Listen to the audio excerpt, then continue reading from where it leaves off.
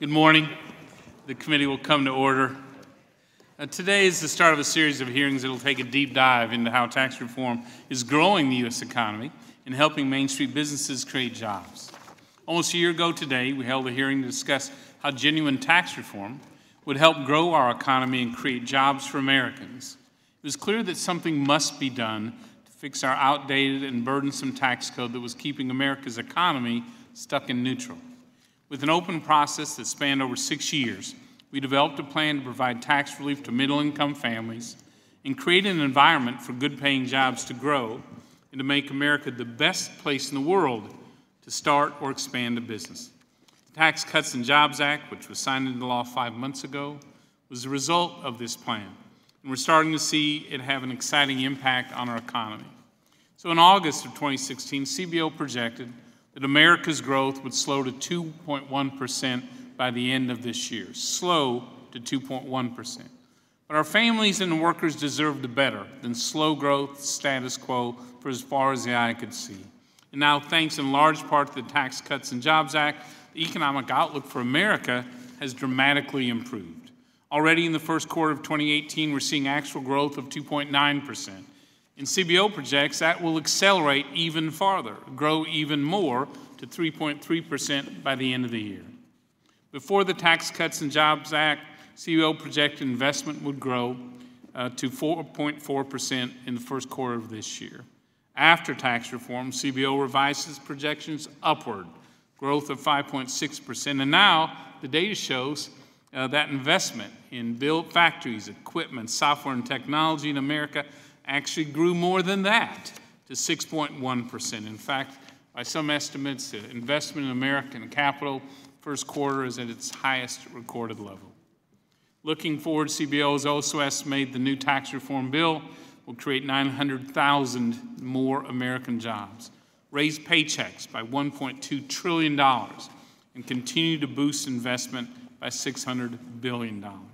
Today, we're seeing consumer confidence rise to its highest level since the year 2000. National Federation of Independent Businesses, their recent survey shows small business confidence in the economy is near all-time highs. In addition, the percentage of our local Main Street businesses reported seeing profit growth is the highest in nearly half a century. 6 out of 10 of our small businesses are hiring as we speak, and already in the first quarter of tax reform, small businesses have reversed the trends of the past decade, where more businesses were going out of business than being created. Today, already, that's reversed. More businesses being created than going out of business. This dramatic departure from our 2% slow growth status quo has helped families gain confidence once again in the American dream. And that's because our economic growth means real change for real people. So today, we are going to hear from entrepreneurs across our community. We're excited again about the future of their businesses, and I look forward to hearing from our guests today about what tax reform has enabled their companies and their workers to do. This was our goal when we passed tax reform, to jumpstart this economy, to create a tax code built for growth, and to leapfrog America from nearly dead last among our global competitors into the lead pack as the best place on the planet for that next new job, that next new manufacturing plant, that next new research facility. The Tax Cuts and Jobs Act was designed to deliver tax relief to middle-income families and grow the U.S. economy, and we're accomplishing both. At this point, I now yield to the distinguished ranking member, Mr. Neal, for the purposes of an opening statement. Mr. Neal. Thank you, Mr. Chairman, for scheduling this very important hearing this morning. Last year, Republicans had a once-in-a-generation opportunity to work with Democrats to simplify our tax code and create a system that provides opportunities for the American middle class. Instead, Republicans wrote a law that gives 83% of the tax savings to the top 1%. Meanwhile, 86 million American families will see their tax bills increase. It's a great deal for the well-off, but a bad deal for most American families. It's no surprise that the middle class is left with a terrible deal. Bad process always leads to bad policy. Republicans rushed through their tax bill without the necessary review for a bill of this magnitude. This legislation affects 100% of our economy. It touches every business and every individual, yet There was not a single hearing nor a single witness. Remember, everyone lives an economy. You cannot upend the revenue system of the country in 5 weeks without problems, and it's already clear with this legislation there are many problems. This was not tax reform. This was a tax cut for people at the top. The problem that Republicans hope Americans overlook is the law's devastating impact on your health care. In search of revenue to pay for corporate cuts, the GOP upended the health care system, causing 13 million Americans to lose their coverage. For others, health insurance premiums will spike by at least 10%, which translates to about $2,000 a year of extra costs per year for a family of 4. Just last week, we saw insurance companies in Virginia and Maryland ask for enormous price increases, and more companies in states across the country will do the same in weeks and months to come. These new health expenses will dwarf any tax cuts promised to American families. The majority of workers are not seeing their paychecks grow. Higher health insurance costs, coupled with rising prices for prescription drugs and gasoline, are straining family finances. The Republicans hope that no attention is paid to the impact of their tax plan on the national debt. The fiscal irresponsibility of their law is stunning. Over the next 10 years, they add $2.3 trillion to the nation's debt to finance tax cuts for people at the top. All borrowed money. Remember, this tax cut goes to the people at the top. And as we saw in 2001 and 2003, tax cuts don't pay for themselves. Working families eventually pay for them. When the bill comes due, Republicans intend to cut funding for programs like Medicare, Medicaid, and Social Security. Already, we've seen the Trump administration propose massive cuts to the Children's Health Initiative, which ensures our neediest children have access to health coverage and to Medicare, which provides superb health care to our nation's seniors. Mr. Chairman, when you began the process of tax reform, we wanted to be a part of it, understanding that trickle-down economics simply don't work, and that's what we are talking about today. If you didn't believe us then, I hope you believe us now. Since passage of the tax law, we have watched as record stock buybacks have really once again gone and created further concentrated wealth, as people indicated and suggested when the bill was first outlined. One American corporation even went as far as admitting openly that the tax law gave them the money to lay off U.S. workers. That's 5,000 families whose lives will be upended by this law. Democrats have always believed that instead of investing in people at the top solely, we should invest in the American worker. We know a strong America comes from a strong middle class, and there would be a better way to do true tax reform. We have a plan to improve health insurance affordability and put money in family wallets. We want to provide young people with high-quality education and ensure that workers have career training that they will need to succeed. It's also important that all Americans feel financially secure in their retirement years.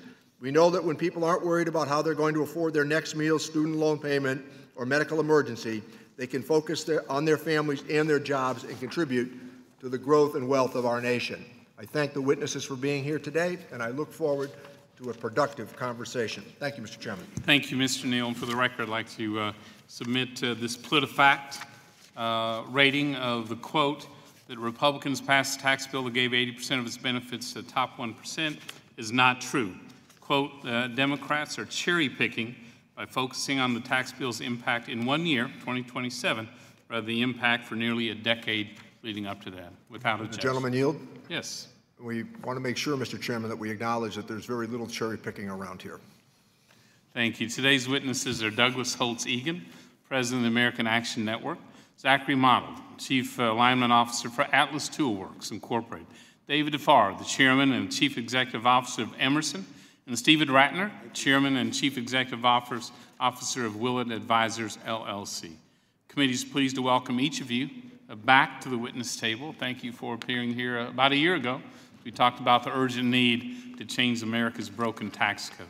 The committee has received your written statements. They'll each be made part of the formal hearing record. You'll each have 5 minutes to deliver your oral remarks. Mr. Holtz-Egan, you may begin when you're ready, and welcome.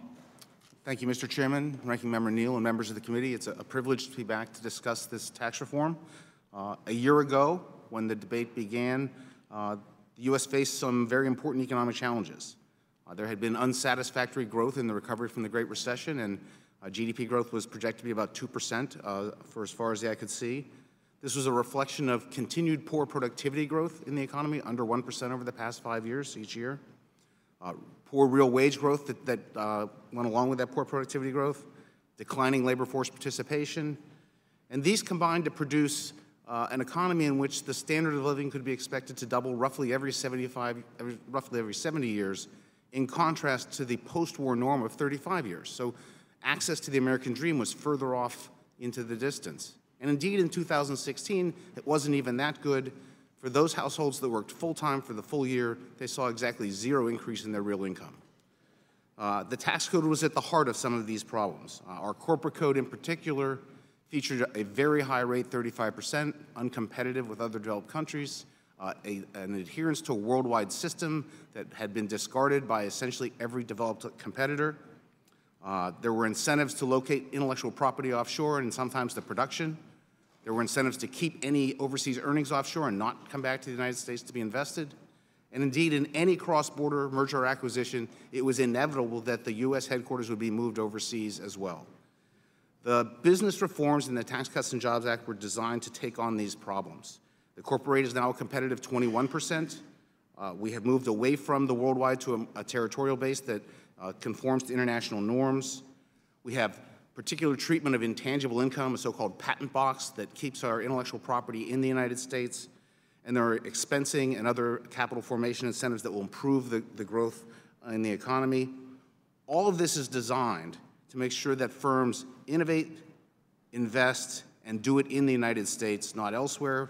That should increase the quality and quantity of capital per worker, which is the best route to improve productivity growth.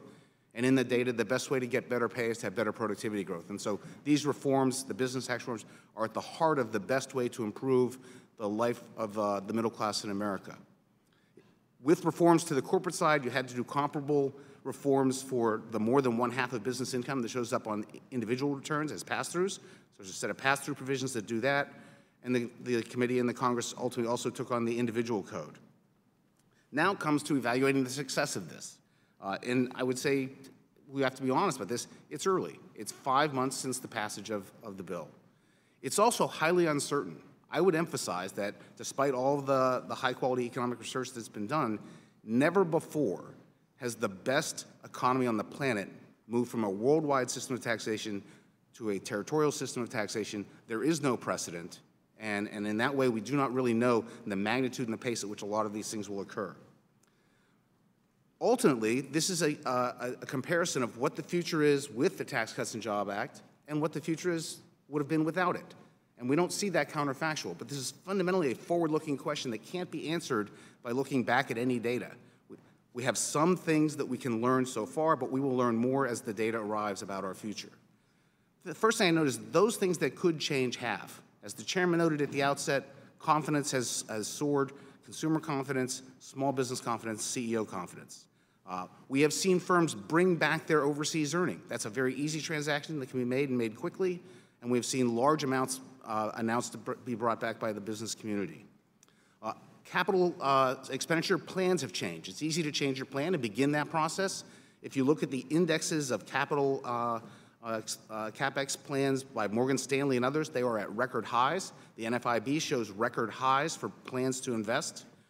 And indeed, we're starting to see some evidence of actual investment going upward. On the front page of the Wall Street Journal today is a report on investment by S&P companies at historic highs. And so we're beginning to see some evidence. The other thing we see in the way of that evidence is those informed observers have improved their forecasts. The Federal Reserve has improved its growth forecast. As the chairman mentioned, the Congressional Budget Office has upgraded its outlook to the tune of $1.2 trillion in additional wages, $600 billion in additional investment. These are all promising signs, and we will monitor the progress of the economy throughout this year and into the future. All of the incentives are in place to improve the performance of the U.S. economy. The question is how quickly and how large those impacts will be, and I look forward to finding out the answer to that. Thank you for the chance to appear today, and I look forward to answering your questions. Thank you, Mr. Holtzeek. And Mr. Model, you're recognized. Good morning, Mr. Chairman, Ranking Member Neal, and members of the committee. My name is Zach Model. I'm the Chief Alignment Officer of Atlas Toolworks, a fourth-generation family-owned small manufacturer in Lyons, Illinois. We're celebrating 100 years in business, and we employ around 80 people.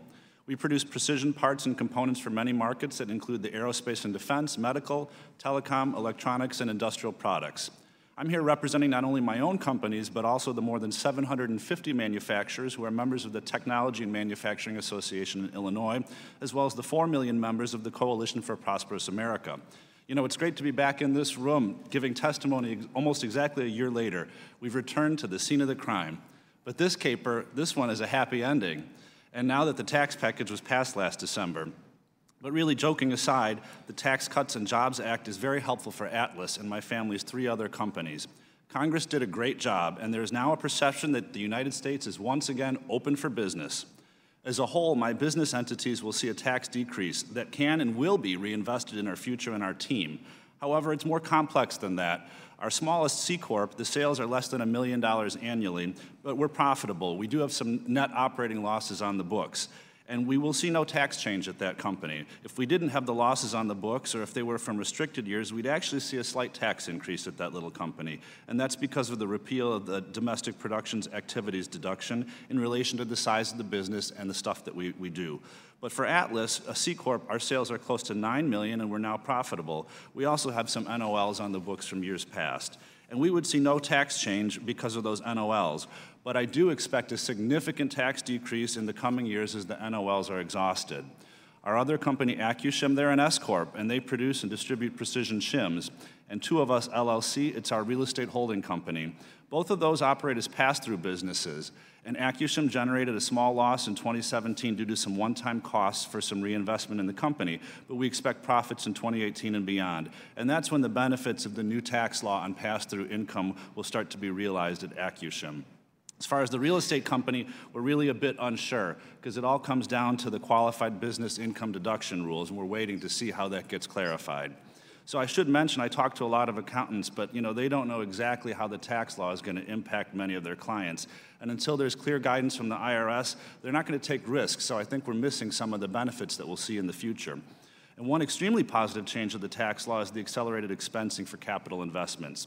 This past December, my company spent nearly $250,000 on new equipment, and early this year we invested in a new compressor, which is the equivalent of a heart transplant for a human, but now we have a much more efficient and reliable heart pumping and keeping all the machines humming and producing parts. So the 100% expensing of those investments made the difference for us in buying now versus waiting till later.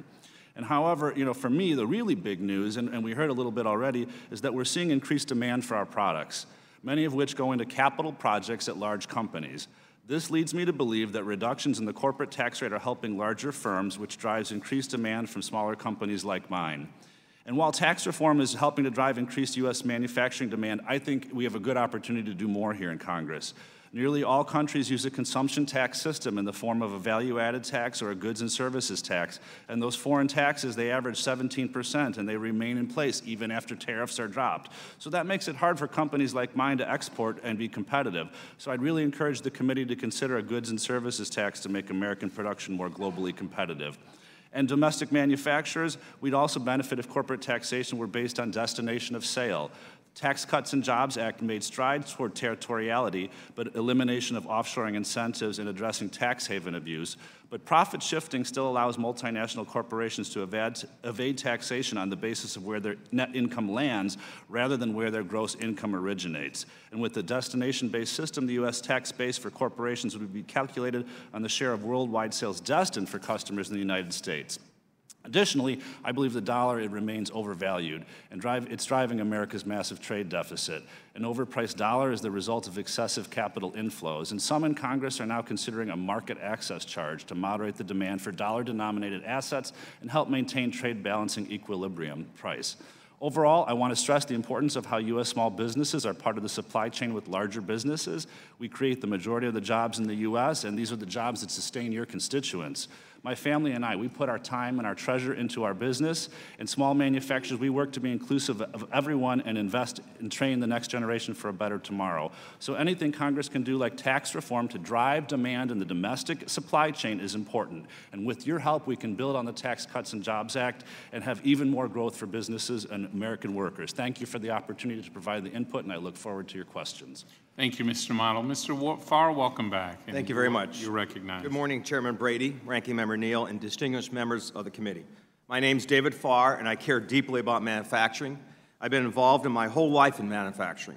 That includes 37 years with the company where I serve as chairman and CEO today, Emerson, a St. Louis-based manufacturing firm with more than 80,000 employees. It also includes my current role as chairman of the National Association of Manufacturers, or NEM, the unified voice for more than 12 million men and women who make things in America. A year ago, I appeared before you to make the case for tax reform that would make America fiercely competitive globally. Our previous tax system strained our ability to compete and win overseas, cost our country jobs, and held our workers back. But now, because you and the President worked with the manufacturers to pass the most comprehensive and positive rewrite of our tax laws in more than 30 years, our country is a far better position, and we did it together. You put the United States on a more level playing field with other countries, and that is helping manufacturers compete and win, hire and invest, and spread the benefits of reform throughout the country. Now our confidence is soaring, and manufacturing in America is rising to new heights. The optimism level recorded in the latest NEM Quarterly Manufacturers Outlook survey is the second highest in 20 years at 93%. Small business actually registered their highest level ever at 94%. You delivered. Tax reformers were working. Thank you. Now, as the NEM president and CEO Jay Timmons recently said, this is our time. It's manufacturers and the business community's time to deliver for America. The NEM recently launched a new national campaign called Keeping Our Promise that is helping to tell the story of how manufacturers are already investing more, growing more, hiring more, and paying more, already improving the lives and livelihoods of our employees, thanks to the tax reform this Congress passed. This is true for manufacturers of all sizes. Yes, fellow NEM members are investing. Staub Solutions, a small manufacturing base out of Dayton, Ohio, has already doubled their workforce, giving each employee a pay raise and a larger bonus while expanding their operations. AZZ, a medium-sized manufacturer from Fort Worth, Texas, has already awarded $1.75 million in bonuses to its current employees and hiring up to 100 new employees. Harris Corporation, a larger manufacturing base in Melbourne, Florida, has already paid $24 million in bonuses to its 17,000 non-executive employees, has made over $300 million in contributions to employee pension fund, and also increased their investment by $20 million for innovation for the future. At my own company, Emerson, we're investing in our people and our U.S.-based manufacturing. In addition to a 2.9% general wage increase worth $42 million, we enhanced our benefits, retirement fund, and charitable contributions by nearly $40 million. As we move into 2019, we expect to have more good news.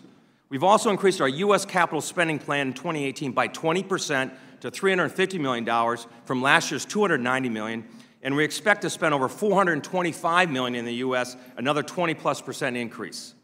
There are many more examples of how businesses are investing more, growing more, hiring more, and paying more, highlighted in our own hometown newspapers every morning. Just Monday, Novellus announced a new $300 million manufacturing facility in Kentucky. The point is that already manufacturers are keeping our promises. The NEM will continue to publish the stories over the next 12 months as we aim to keep our promises. Well, what can you expect moving forward? Well, we recently polled the NEM members, and the responses heard back from them on the tax reform are very significant and extremely positive. 86% report that they've already planned to increase investments. 77% report they've already planned to increase hiring. 72% report they've already planned to increase wages or benefits. This is a new data which has not been publicly released anywhere until now. It's encouraging, and it's with me at all times in my little card I carry in my pocket, and you're welcome to have one of these cards. Was the recent tax reform perfect? No. But manufacturers, as I explained in my written testimony, continue to advocate for additional refinements in our tax system. But this tax reform did represent just the right type of rocket fuel for our economy needed to take off for years of weak economic growth, and the benefits have already started to spread throughout the economy and will gain momentum over the next 12 to 18 months. I believe the American people should have every opportunity to compete and win, to thrive and to grow, to build a better future for their families. When I sat here a year ago, our country had a tax code that made things harder for us. Today, Americans have the wind to their back, and we are winning once again. That's because you kept your promise. And today, and for several years, we manufacturers will keep ours. Thank you very much for your time and the chance to speak to you. Mr. Farr, thank you very much. Mr. Ratner, welcome back, and you're now recognized. Thank you, Mr. Chairman. Exactly 363 days ago, to be very precise, several of us appeared before this committee to testify about the need for and the potential configuration of the coming tax legislation. At that time, I set forth 4 tests that any bill should meet. 1, it should be deficit neutral given projections for rising fiscal gaps. 2, it should be fair and certainly not diminish the progressivity of our system. 3, it should be growth and investment enhancing. And 4th, it should improve our international competitive position. Now, 1 year later, we know that what was ultimately passed failed to address most of these tests. For starters, it will surely increase our deficit and our debt. According to the Congressional Budget Office, the fiscal gap could total as much as $2.7 trillion over the next 10 years. Supporters counter that added economic growth of 0.4% per year would offset the cost, but every reputable forecast of which I'm aware puts the likely incremental growth at a negligible amount. Secondly, it is not fair. Just 16% of the benefits will go to individuals making less than $75,000 a year. Among many other shortfalls, the legislation fails to address many loopholes that favor the wealthy, such as the notorious carried interest provision that Republicans promised to eliminate. These are among the reasons why a plurality of Americans currently believe the package was ill-conceived. And while the bill in concept may have improved our international competitive position, my 4th test, there is yet to be any data-driven evidence that the tax cut meets my 3rd test of it being growth and investment enhancing. Let's start with jobs, probably the most important issue on the minds of everyday Americans. Following the dark days of the financial crisis and ensuing recession, the nation has added jobs every month since October 2010. However, the average number of jobs added each month has been lower since the Trump administration began, 187,000 jobs per month versus 201,000 jobs a month between October 2010 and December 2016. Even more disappointing has been the performance of wages, which historically increase faster as an economic recovery gathers speed. That has not been the case this time around. Under the prior administration, average hourly earnings, after adjusting for inflation, grew by 0.8% per year. So far under President Trump, they have grown by half that amount, and last month, real wages for private employees even declined. With respect to investment and our international competitiveness, I would reiterate what I said last year, that some restructuring of our corporate tax system was advisable.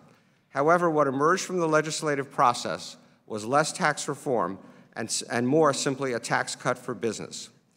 Few of the many loopholes that pervade our tax code were diminished or eliminated, and many unnecessary benefits were added. All in all, according to the CBO, this amounted to a $409 billion reduction in business taxes over the next 10 years. In that context, I would remind the committee that revenues from business taxation had already dropped from a peak of 14.7% of federal revenues in 2006 to 9.0% in 2017. While I'm sure you will hear today, and already have actually, anecdotal evidence of how investment and competitiveness have been stimulated, the aggregate data does not provide support for that contention. We were told that the tax money saved by corporations would be put to productive use. That has not occurred. Instead, stock buybacks have risen to record levels, while dividends to shareholders have been increased, and comparatively little has been passed on to workers. Perhaps most importantly, there is no sign that the promised investment boom has materialized. Indeed, real domestic private investment has risen at an annual rate of just 3.8% since the current administration took office, compared to 6.3% from 2010 through 2016. Mr. Chairman, as I said in my prior testimony, I was very much in agreement with those who argued that the nation was grievously in need of substantive tax reform. In that context, it is deeply disappointing to report that a unique opportunity was largely squandered. Thank you, Mr. Ratner. Thank you all for your excellent testimony. We'll now proceed to questions, and I'll begin. So, Dr. Holtz-Egan, in Mr. Ratner's testimony says there's no support for the contention that investment has been stimulated by tax reform. That doesn't, for me, line up with what I'm hearing back home or from economists. Steely Lumber in Huntsville, a family-owned business from the 1890s, has already bought a $2 million lumber grader, finishing out a $4 million biomass facility. Russell Marine, 160 workers. bought a $2 million mobile crane, ordered a new barge, and just green-lighted a new company headquarters, as well as giving out almost $1 million of bonuses to their workers and a 10% pay raise.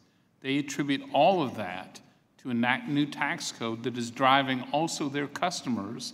So he predicts the best year ever because of the changes that we made. Your point was that we are very early into tax reform. I would say we're not in the first inning of tax reform. We're on the first batter of the first inning of tax reform. Yet we're seeing very encouraging signs, especially in investment. One of the things we wanted to unlock is businesses investing in new factories, equipment, software and technology, all that drives productivity. So can you elaborate on how some of the changes that was made are helping drive higher investment than the previous forecasts that we saw? Yeah, I think it's important to emphasize it's very early, and as I tried to say in my opening remarks, so let's look at the things that could change this quickly and see if they're moving in the direction they should. So for example, those firms with large overseas earnings, given that it's a deemed repatriation, they have to pay tax whether the money comes back or not, they now have a business decision. Do we bring the money back to the United States or not? And we are seeing firms make that decision. Had they chosen to say Belgium's a great place to invest, that would be a disappointing outcome for the tax reform. But that's not what's happening. So that moves in the right direction. The plans that firms are announcing for their capital expenditure are at record highs. NFIB data, Morgan Stanley, and today's report on the S&P data. Those are actual outlays in some cases, plans in others, and we in the official data have first quarter information. That's just way too soon. So we're going to see more evidence of the actual spending as the year goes on, but of the things that could change quickly, they did, and they went in the right direction. So to follow that up, and I don't want to pitch against Mr. Ratner, his job is to sort of claim that tax reform isn't making these changes. Fair enough. But Mr. Ratner has a chart in his testimony that claims workers lose out on a business tax cut, even though $1.1 trillion of the tax cut goes to families in local small businesses. Even CBO says tax reform will grow wages by over $1 trillion. Can you talk about how the business tax reductions and the immediate expensing that encourages investment drives wages for American workers? Mr. Chairman? Yes, ma'am. I'm sorry, I don't mean to interrupt, but I don't think the clocks are working correctly. No. Yeah, thank you, Mr. Neal. So, Mr. Neal is reminding you that the chairman has the ability to be able to ask these questions. Thank you. I understand it. And he'll exercise that right in a big way. Okay. So settle in. Can you talk about how these business reductions and the expensing provisions help drive that investment?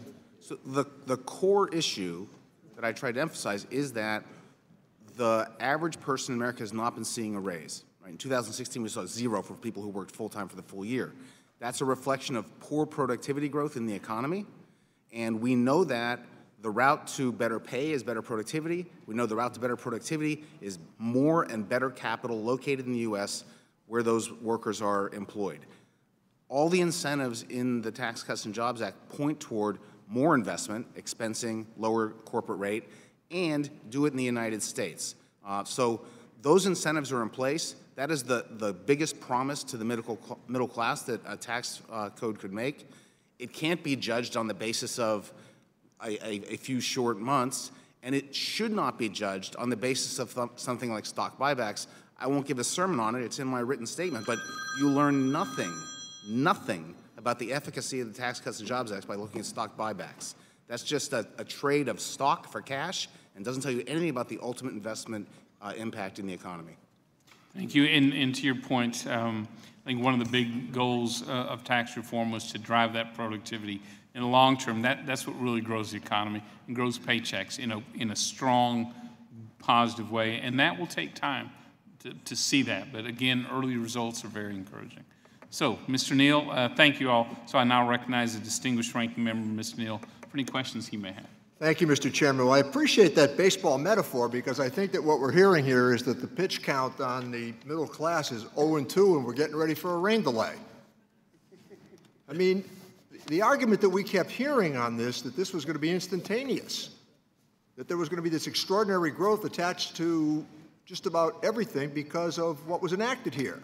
Stock market's been going up since March of 2009, and we've had 91 months straight of economic growth. So, Mr. Ratner, let me give you a chance here to speak to that issue of the stock buybacks and how that furthers concentrated wealth in America and what's been happening as opposed to what was promised with the tax bill.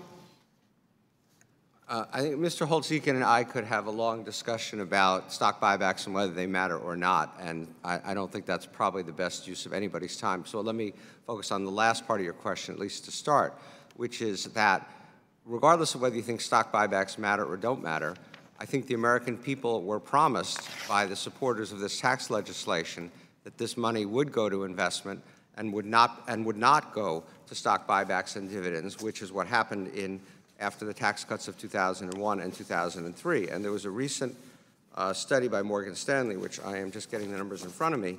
Morgan Stanley, obviously not exactly being a left-wing organization, that said, based on a survey they did, that 43% of the business tax cut would go to share buybacks and dividends. Another 19% would go to mergers and acquisitions. So that's 60% going to these other uses that we were told they were not going to go to. And when you go further down the food chain, only 17% was actually, according to Morgan Stanley, earmarked for capital spending, and only 13%, contrary to what the chairman seemed to imply, was earmarked for wage increases.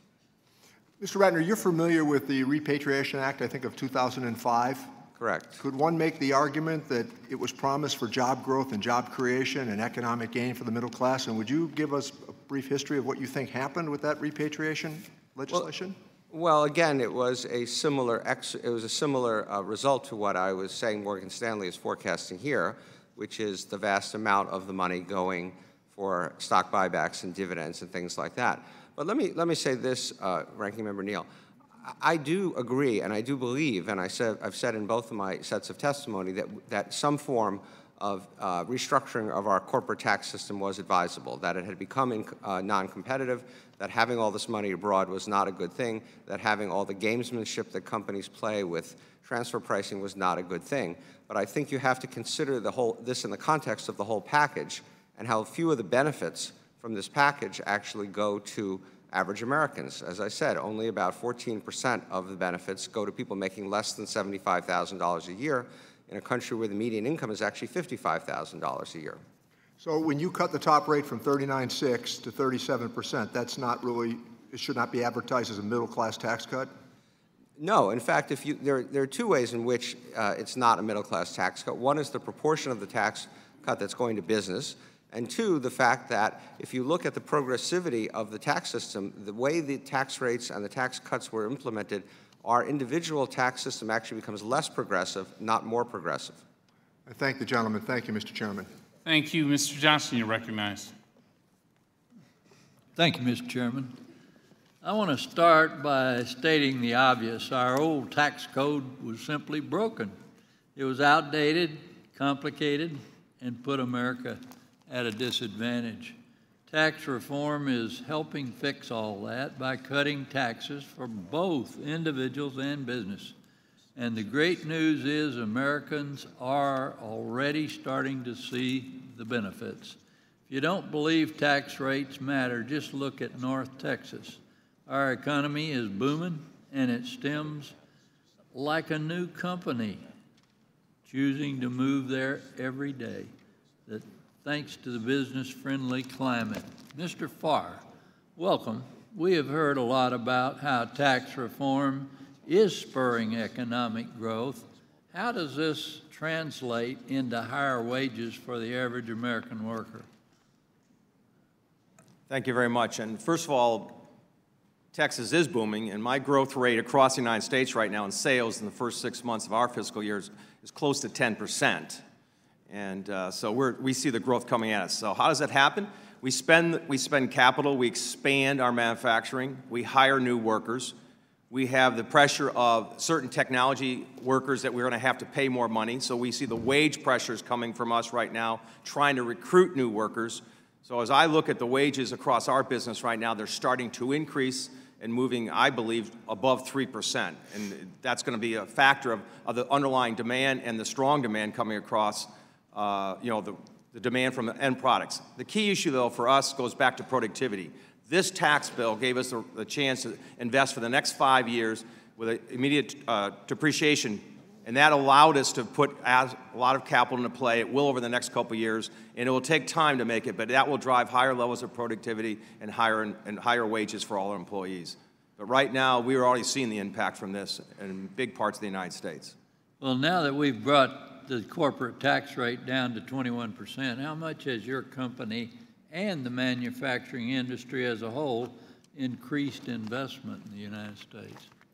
As I said in my testimony, we went from $290 million in capital spending last year to over $350 million this year, and will probably be somewhere between $425 to $450 million next year. So we've seen a significant increase in our capital spending in the United States, which will drive, obviously, expansion, more jobs, and higher levels of productivity. So we're actually already increasing it to reflect what we see happening with the tax code and our business pace. Y'all are doing great. Thank you, Mr. Farr. I yield back. Thank you, Mr. Johnson. Mr. Levin, you're recognized. Thank you, Mr. Chairman. I think, in a way, the most significant part of this hearing so far is what you said, that this tax bill is not even in the first inning. It's with the first batter. And I hope when people running for office make all kinds of claims as to what's been happening, that they look back at what the chairman of this committee has said. And you've been somewhat moderate, Mr. Holtz-Eakin, in describing what's happened so far. Do you think tax cuts pay for themselves? I've never been called moderate before. I'm shocked. I said today. Thank you, sir. No, tax cuts don't pay for themselves. If they did, there would be no additional debt from the Tax Cuts and Jobs Act, and there is. The question is it worth it? Will the growth and the incentives that come from it be worth the additional federal debt? My judgment on that was yes. Reasonable people can disagree. Well, but yours then is another version of saying tax cuts pay for themselves. Because you say they lead to growth, and growth will overtake the increased debt? I didn't say that. Okay. I said that we need better economic growth, and to do so would have some cost. There are benefits and costs. I think the benefits outweigh those costs in this case, but that doesn't mean the costs are zero. When we went into this exercise, there was $10 trillion in debt in the federal baseline before the Tax Cuts and Jobs Act. There was a dangerous rise in the debt to GDP ratio. It was my belief, and continues to be my belief, that those problems would not be addressed in a stagnant, slow-growth economy. Those are enormously important problems, and we needed to get growth going so that we can also take them on. Okay. Again, I think, in addition to the very tentative comment of the chairman in terms this is the first batter, though I think, as Mr. Neo said, some hitters are already, if not getting home runs, getting triples and doubles. That's true mainly of the business community. For the average taxpayer, it's been very small. And you see the chart that Mr. Ratner put in. Do any of you disagree with this chart that says workers lose out on business tax cut, where most of the tax cut is gone? Any of you disagree with that chart? Yes. I strongly disagree with that chart. The average American is in those businesses. That is where they earn their money. And they haven't been earning enough, and the growth has been too slow. Okay, good. Mr. Ratner, if you'll comment on Mr. Holtz-Eakin's, defend your chart. I don't know if Mr. Holtz-Eakin and I came here to have a public fight, but look, it will make it more interesting. It will make it more interesting. And I think, but I like Mr. Holtz-Eakin, so I don't. So do I. But I think witnesses should challenge each other. So this is your opportunity. Okay. Look, I would say a couple things. First of all, let me point out I've heard a lot of comments already this morning about the growth that we're going to get from this tax cut, whether or not it's going to pay for it or not. But the point is, it's going to create investment and growth. That's the argument that I've heard consistently made by the advocates of the tax cut. However, if you look at what nonpartisan economists have said would be the growth impact of this tax cut, I have another chart in my prepared remarks that have 5 of them. Goldman Sachs, 0.07% annual increase in growth because of this tax bill. The CBO, 0.06%. Moody's, 0.04%. The Joint Committee on Taxation, 0.02%. And the IMF, minus 0.01%, I think principally because of the additional debt that would be placed on top of the U.S. economy by the tax cut. So there's a strong body of private sector, nonpartisan people who do not believe we're going to get substantial additional growth from this tax cut, and therefore, the argument that you're going to get more wages and more this and more that, I think, becomes academic. The fact of the matter is, if you look at simply where is this $1.2 trillion of lost revenue going? Let me just interrupt, because I think what you're saying is, in terms of wages, this is trickle down, and in terms of growth, the evidence so far is, the prognostications is, it's also going to be trickle down as to growth. Well, the fact is, the gentleman's time has expired. Thank you, Mr. Nunes. You're recognized. Thank you, Mr. Chairman. Mr. Holtz-Eakin, as you know, we went to full expensing on across many sectors of the economy. One of the areas that we left open is in commercial real estate. And I wondered if you might be able to talk about the potential to add commercial real estate in the future, if that's an area we should go to into structures and things that depreciate out over more than 20 years, if we should add those to an expensing system, a full 100% expensing system, or if we should leave it the way it is, or give us some options here of where we should head. So I would say 2 things about the capital cost recovery provisions. Number one, they should be permanent.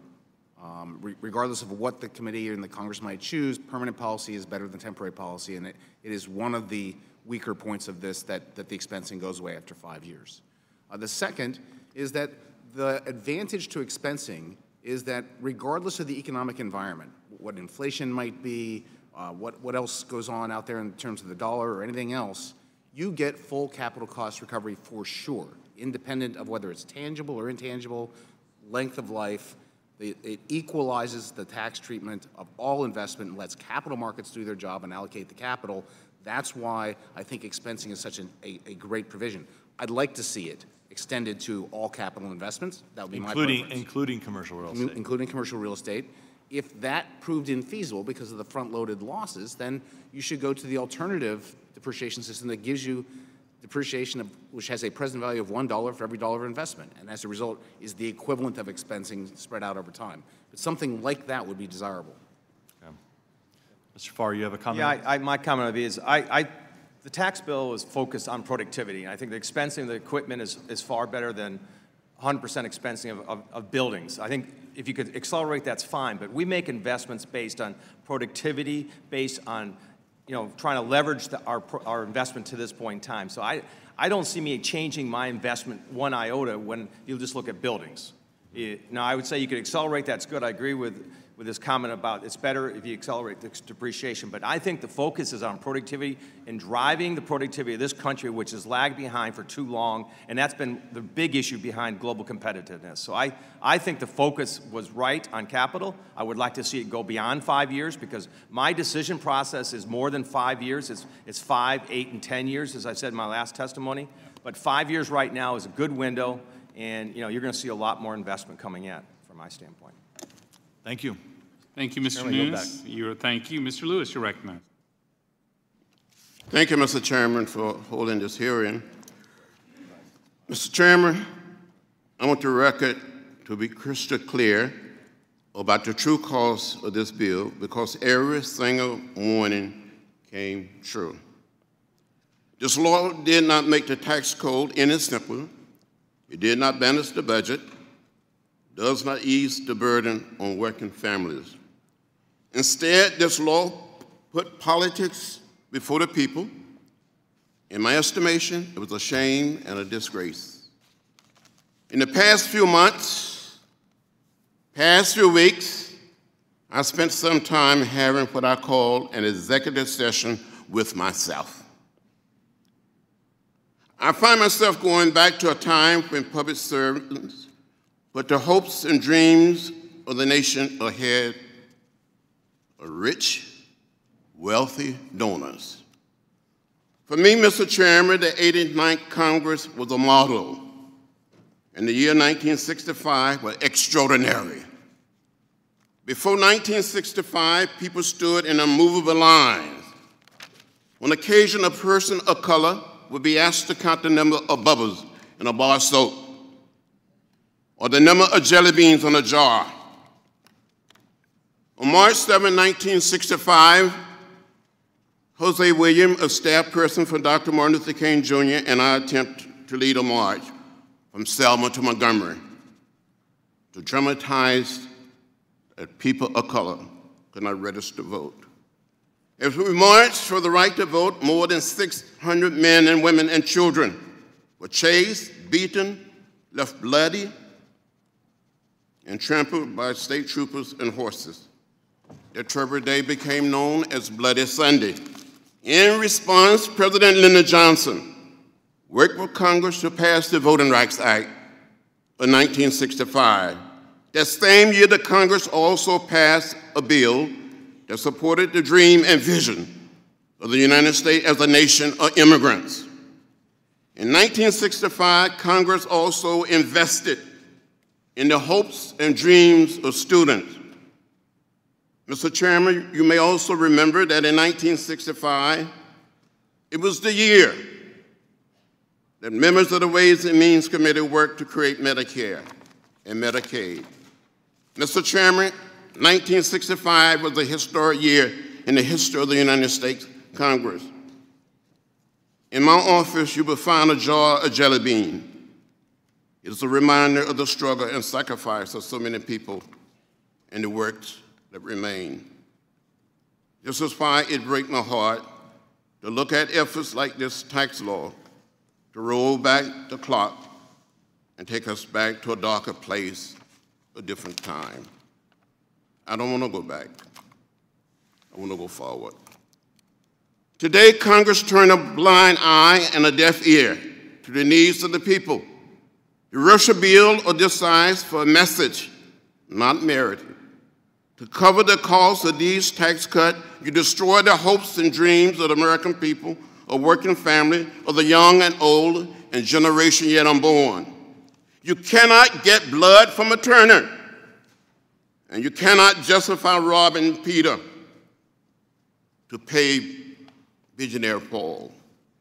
Mr. Chairman, with this law, the chickens are coming home to roost. No matter how you spin it, how you frame it, history will not be kind to this Congress and this law. This bill is not for the people. It is not of the people. And Mr. Chairman, it was not and never will be tax reform. With that, Mr. Chairman, I yield back the balance of my time. Thank you, Mr. Lewis. Mr. Riker, you're recognized. Thank you, Mr. Chairman. I want to go specifically to the benefits of employees through the corporate tax rate. And I want to focus on Mr. Farr, because last year, Mr. Farr, you might remember I asked you what would be the most important thing that we could do in tax reform, and your answer was lower the corporate tax rate. And you've all described, well, three of you have described the benefits of the lowering corporate tax rates and tax reform. But and some of the advantages to businesses and the growth it creates in business. But even to the point that my colleague was making a minute ago, what is the benefit? Explain the benefit of the corporate tax reduction to your employees, Mr. Farr. Yeah. Several areas in this. First of all, we'll accelerate growth in the U.S. economy, which will drive up production, will drive, and we're already seeing that, and will drive hiring of more individuals, people in the company, and also because of the demand on people, which is, as you can see right now, the unemployment rate coming down as much as it's come down, it creates pressure on wages, which we're having to increase our wages and benefits. Secondly, it's forcing companies to evaluate all the benefit structure to try and make sure we can compete and win and keep the best people. So that's the biggest area of positive for the individuals as we continue to grow the economy from this tax reform. It is doing that already, and it's driving up the benefits of the wages and other restructuring the benefits. So that's how the biggest benefit we see from the employee base at this point in time. And that's all employees? All employees. Right. It's not just the employees that are in administration or those that are making higher wages, people who are starting. Everybody across the board. And from the other stand, if you do have higher growth, and to the point that the Chairman Brady mentioned, higher profits, many companies have profit-sharing plans, which will increase the benefits going back to employees. You will also see higher bonuses for all employees. It's not just bonuses for one or two people. It goes up and down our corporation. You know, we pay bonuses to across almost 5,000 or 10,000 people a year based on how our performance goes for the company. So those will go up based on the faster growth. And this isn't just your company. No, it's all companies. And what about workforce development? How does the corporate rate affect your ability to improve your workforce, develop your workforce, or even attract new employees and train people to come into your company to begin employment? One of the biggest issues that we face in the United States right now is the aging workforce. And because we have a workforce that will be retiring greatly over the next 5 to 10 years. So we're going to have to start developing, investing in local community colleges, investing in schools in the communities that we serve, and try to train those people to try to come into manufacturing, train them to be engineers. So a lot of investment from companies today are going back into the community to invest for that generation of the next workers that we need, because we're running out of workers in the United States because of an aging workforce, like myself. If I look at the next 5 years within Emerson, a lot of the people will be retiring and we have to replace them. So we're having to invest in training, invest in recruiting those people and getting up to speed, which drives up wages again and drives up benefits to those people. Mr. Chairman, I yield back. Thank you. Mr. Doggett, you recognize. Thank you very much. Well, today's hearing concerns a tax law that was conceived in secret, where not a single member of the Trump administration had enough courage to come and face questioning in this committee or anywhere else in Congress. A tax law that was so perverted that, fearing its flaws would be exposed, its sponsors denied any public hearing before the Congress before forcing the bill through. And so today, one business after another is finding a flaw here and there, an unintended consequence, or perhaps an intended one, that will eventually have to be corrected in further legislation. Today, after the damage has been done by perhaps what is the most unpopular tax break law in American history, we have what is basically a public relations meeting going on. Put a big happy face on a Republican failure. One example of the difference between reality and the promises that were made were the claims of Treasury Secretary Steven Mnuchin, one of many who refused to come before the committee. He expanded on an administration claim and told America that every American household will get an average of $4,500 in extra income each year, all at the end of the corporate tax break rainbow by waving his tax break fairy wand, I suppose. Well, I think a more realistic assessment of what has actually happened this year came not from a Democrat, but from Republican Senator Marco Rubio, who said, quote, "There's no evidence whatsoever that this corporate tax cut was massively poured back into the American worker." I think Mr. Ratner has outlined this well, though what he has given us today is what is popularly known today down at on Pennsylvania Avenue as fake news. Fake news being defined as anything in reality that does not comport with the wishes and claims of the administration. Because as Mr. Ratner pointed out, we've not seen any surge in new jobs. The rate of job creation that began 7 years ago in the Obama administration has actually declined slightly on average during this administration. Many large corporations with multi-billion and billion-dollar tax benefits have actually laid off employees. Wage growth has been very sluggish, a far cry from the $4,500 that we were promised. the modest average increase in weekly earnings for American workers was actually smaller in the 3 months since the tax bill than in the 3 quarters before that. And it's been about half the increase that we saw during the Obama administration. Perhaps this wage design was not a flaw in the plan, but was actually its purpose. Trump's very close advisor, White House National Trade Council Director Peter Navarro, I heard recently on CNBC saying, quote, "I don't see any inflation to speak of in the economy, and a lot of the reason is things like the president's tax cuts, which are going to stimulate, quote, downward pressure on wages." So whether the Trump's intention was actually to encourage a downward pressure on wages or just reality that this gimmick did not work, I think every American family has good reason to be out there asking, where is my $4,500? Because it's just not out there for most families. Of course, some people did really well. 6 banks got in 1 quarter $3.6 billion. The 10 biggest pharmaceutical companies got an $80 billion tax break, but they didn't reduce prices and they didn't invest more in their companies. A further problem not fully explored is the effect of this new law on outsourcing American jobs. It was the nonpartisan Congressional Budget Office which recently joined many experts in pointing to the new incentives in this tax law to encourage American multinationals to invest overseas. CBO said by locating more tangible assets abroad, a corporation is able to reduce the amount of its U.S. taxable income, and by locating fewer tangible assets in the U.S., a corporation can increase the amount of U.S. income that can be deducted. Together, it basically is an incentive to locate manufacturing offshore, not onshore. Trump talks about making America great again. The incentives in this bill, new incentives, are to make China great again. And I yield back. Thank you. Mr. Roscom, you're recognized. Thank you, Mr. Chairman. We are the tale of 2 committees. You will see us with shirts and skins right now. If you come back at 2 o'clock, an entirely different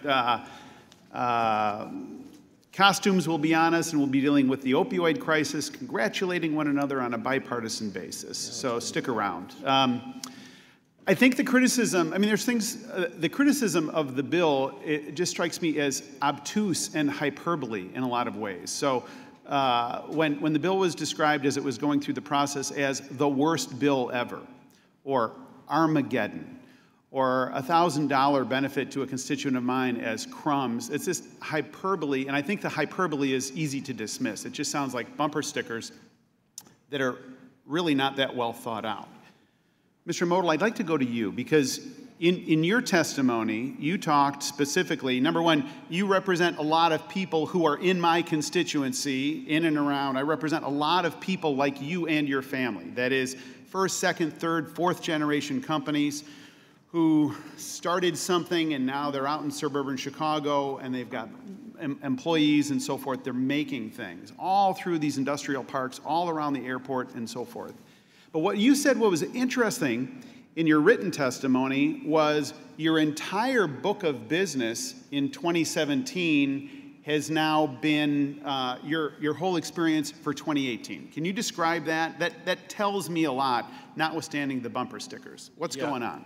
Yeah, thank you, Congressman. I think, it's the demand picture that we're seeing here. And so my business has booked as many orders, as much revenue. We're only in the beginning of the 2nd quarter. We've booked as much revenue as we did in the entire last year. Say that one more time. We've booked as much revenue up at the 2nd quarter of this year as we did in the entire prior year. And say it a 3rd time, brother. Just preach that. As much revenue we've already booked as we did in the entire prior year. Okay, so we know what that means for your family, right? Nothing wrong. It's still America. Nothing wrong with making money.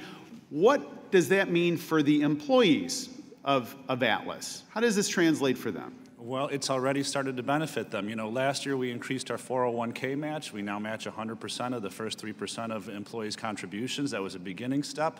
We gave a bonus at the end of last year.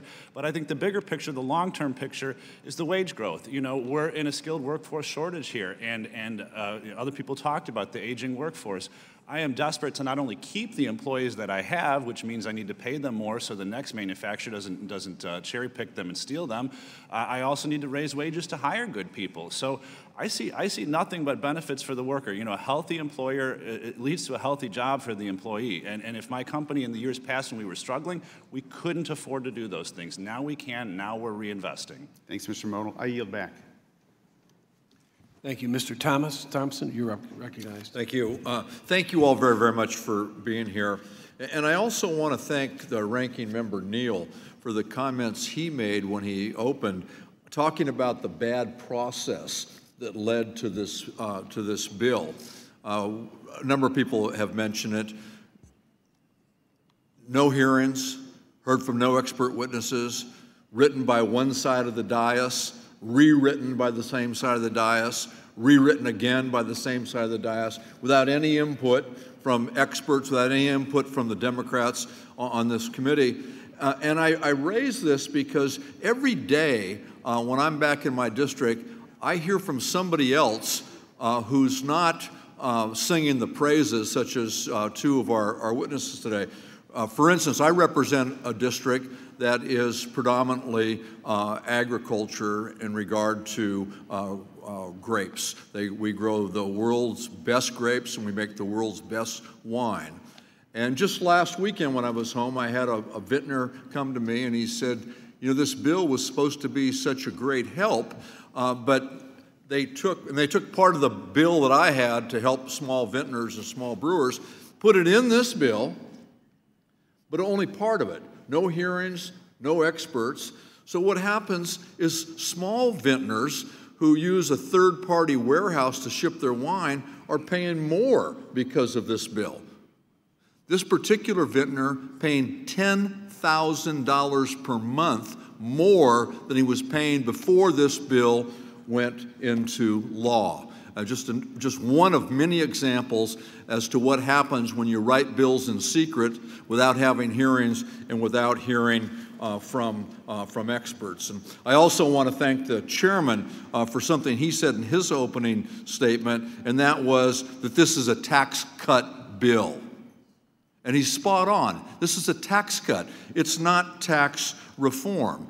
And despite what some say, the Treasury Secretary in particular, we all know that tax cuts don't pay for themselves. We saw it in the early 80s, we saw it again in the young 2000s, and we just recently seen it in the state of Kansas. Tax reform should have made the tax code more fair and more efficient. Instead, the new law wasn't fair to middle and working class families, and exploding government debt isn't more efficient for anyone. The new tax law will add, and you've heard it today already, at least $2.3 trillion to the national debt.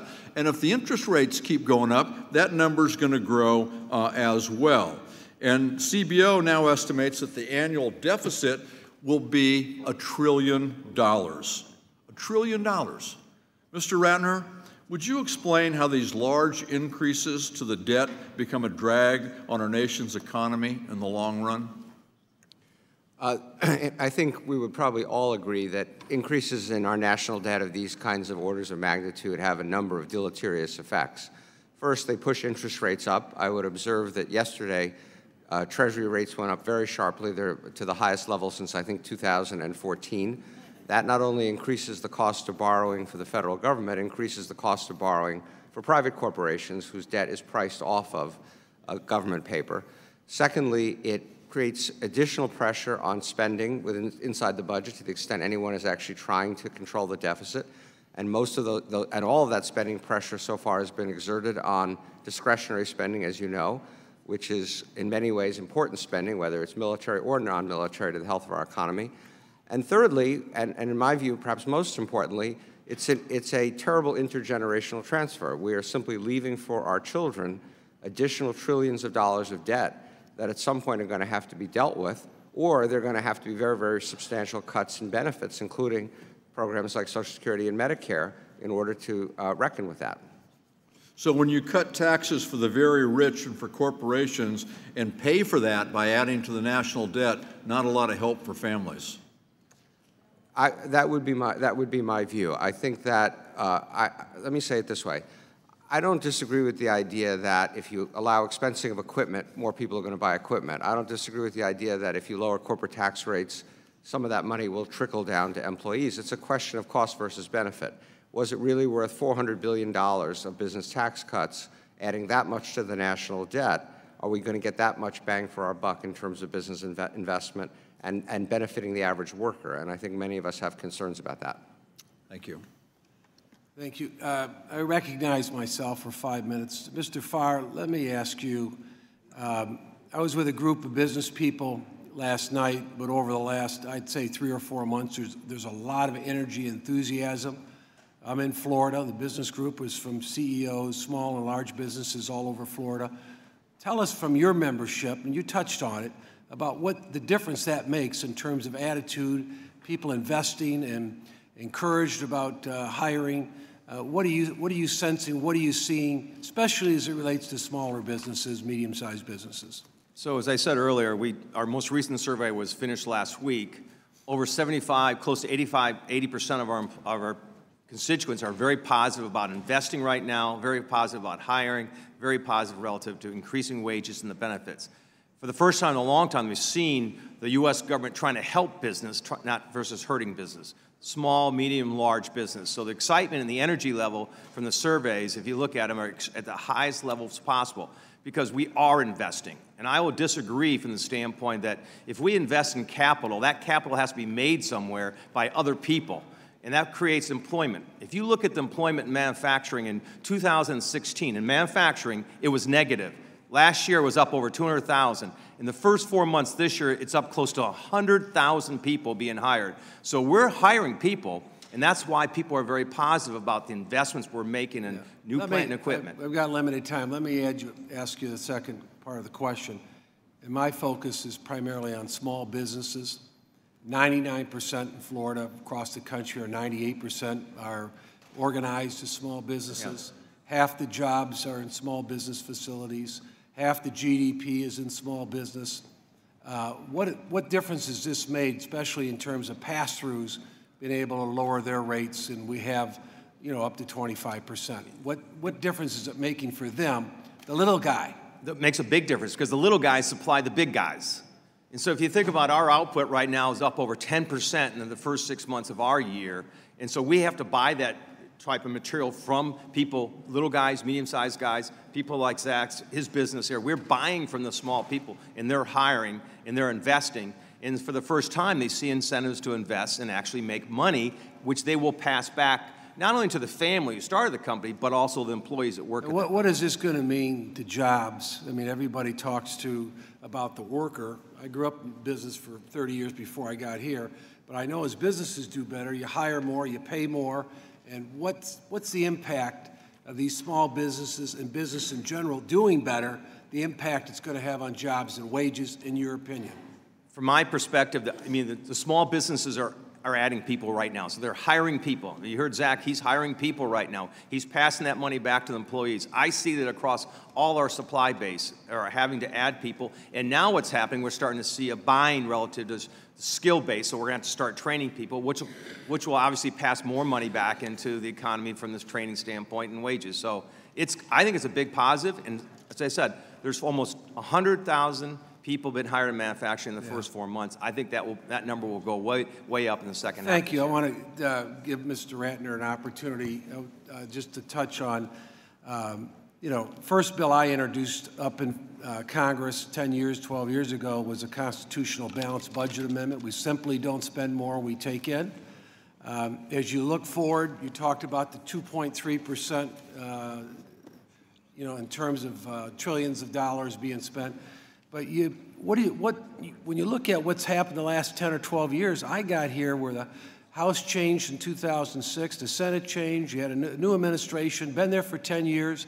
We talked about a stimulus of $800 billion, but we've had a $10 trillion stimulus. It's not all on the Democrats, it's both sides.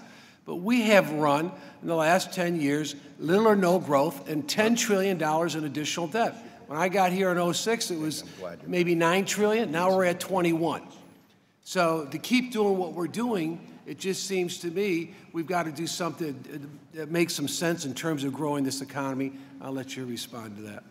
Well, I'm going to respond by agreeing. I think that the amount of debt and the level of the deficits that we're running now is extremely dangerous. I think we might disagree about the need for stimulus in the 2009 period. I did think we needed that in order to get the economy going again. But now we're in a position of less than 4% unemployment. Economy is growing. The deficit should actually be coming down at this point if you follow classical economic theory, not going up. But instead, as I said earlier, we've added $550 billion to the projected deficit for next year just by policy actions that have been taken in the last 3 years.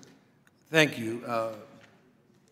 Mr. Larson, you recognize. Thank you, Mr. Chairman, and I want to thank the witnesses and especially say how much in agreement we are on so many issues. And I guess, as Mr. Neal said at the outset, we missed a historic opportunity. Mr. Model, your stories, and Mr. Farr, with respect to manufacturing, during the Obama administration, President Obama started at 25%. That's where he came in for starters, before we started this. David Camp sat down with all of us, and we went through a 2-year process where we all sat down together and tried to reason about how we would come to this. That got totally abandoned. Mr. Farr, I agree with so much of what you had to say, except for one thing. You said we. And it wasn't we, unfortunately. It was them. And they had their own agenda, and that's fine, that's history, it's over. But here's the impacts of these unintended or maybe intended consequences. Residents of the state of Connecticut, we're double taxed because of this process. Residents of my state, because they're no longer able to make state and local tax deductions, find themselves in a situation where they'll actually be paying more.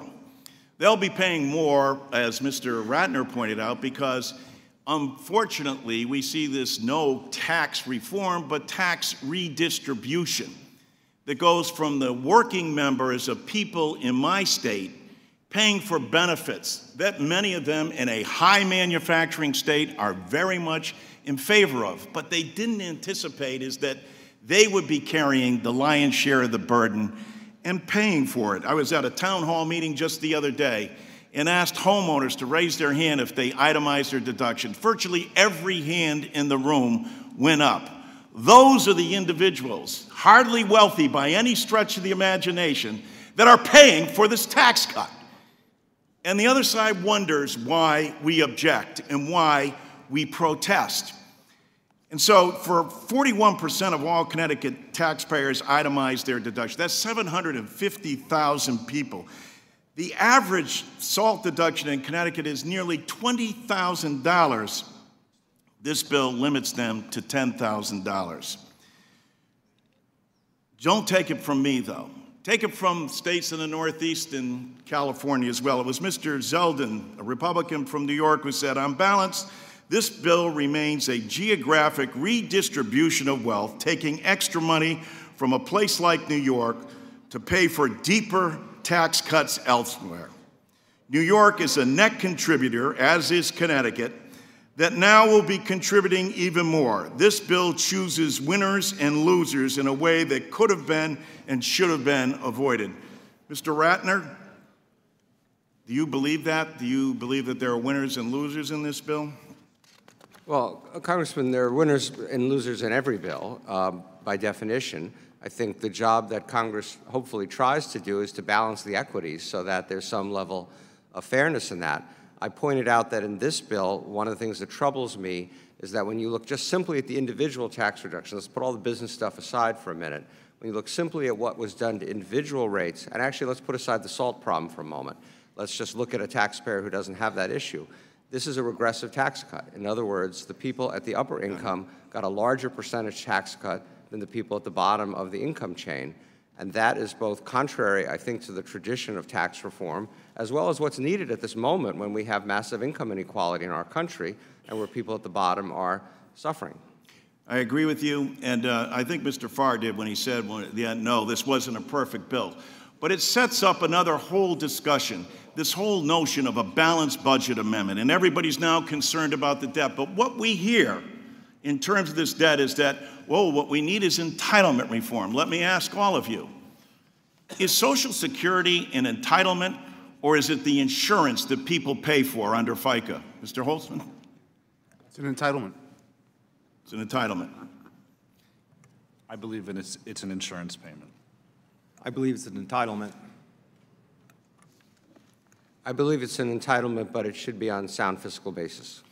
It's an insurance plan that people deduct daily. FICA, under my pay stub, is the federal insurance contribution. Who's the people of the United States make that contribution their own on a regular basis? The fact that it may not be actuarially sound is this government's fault, not the individuals. It doesn't make it an entitlement that should be cut. It's the insurance people paid for. Thank you. And long overdue that this Congress stood up or even had a hearing on it in this Mr. Chairman, committee. can I respond to our friend from Mr. Connecticut, please? Not at this time, Mr. Farr. The time has expired. Okay.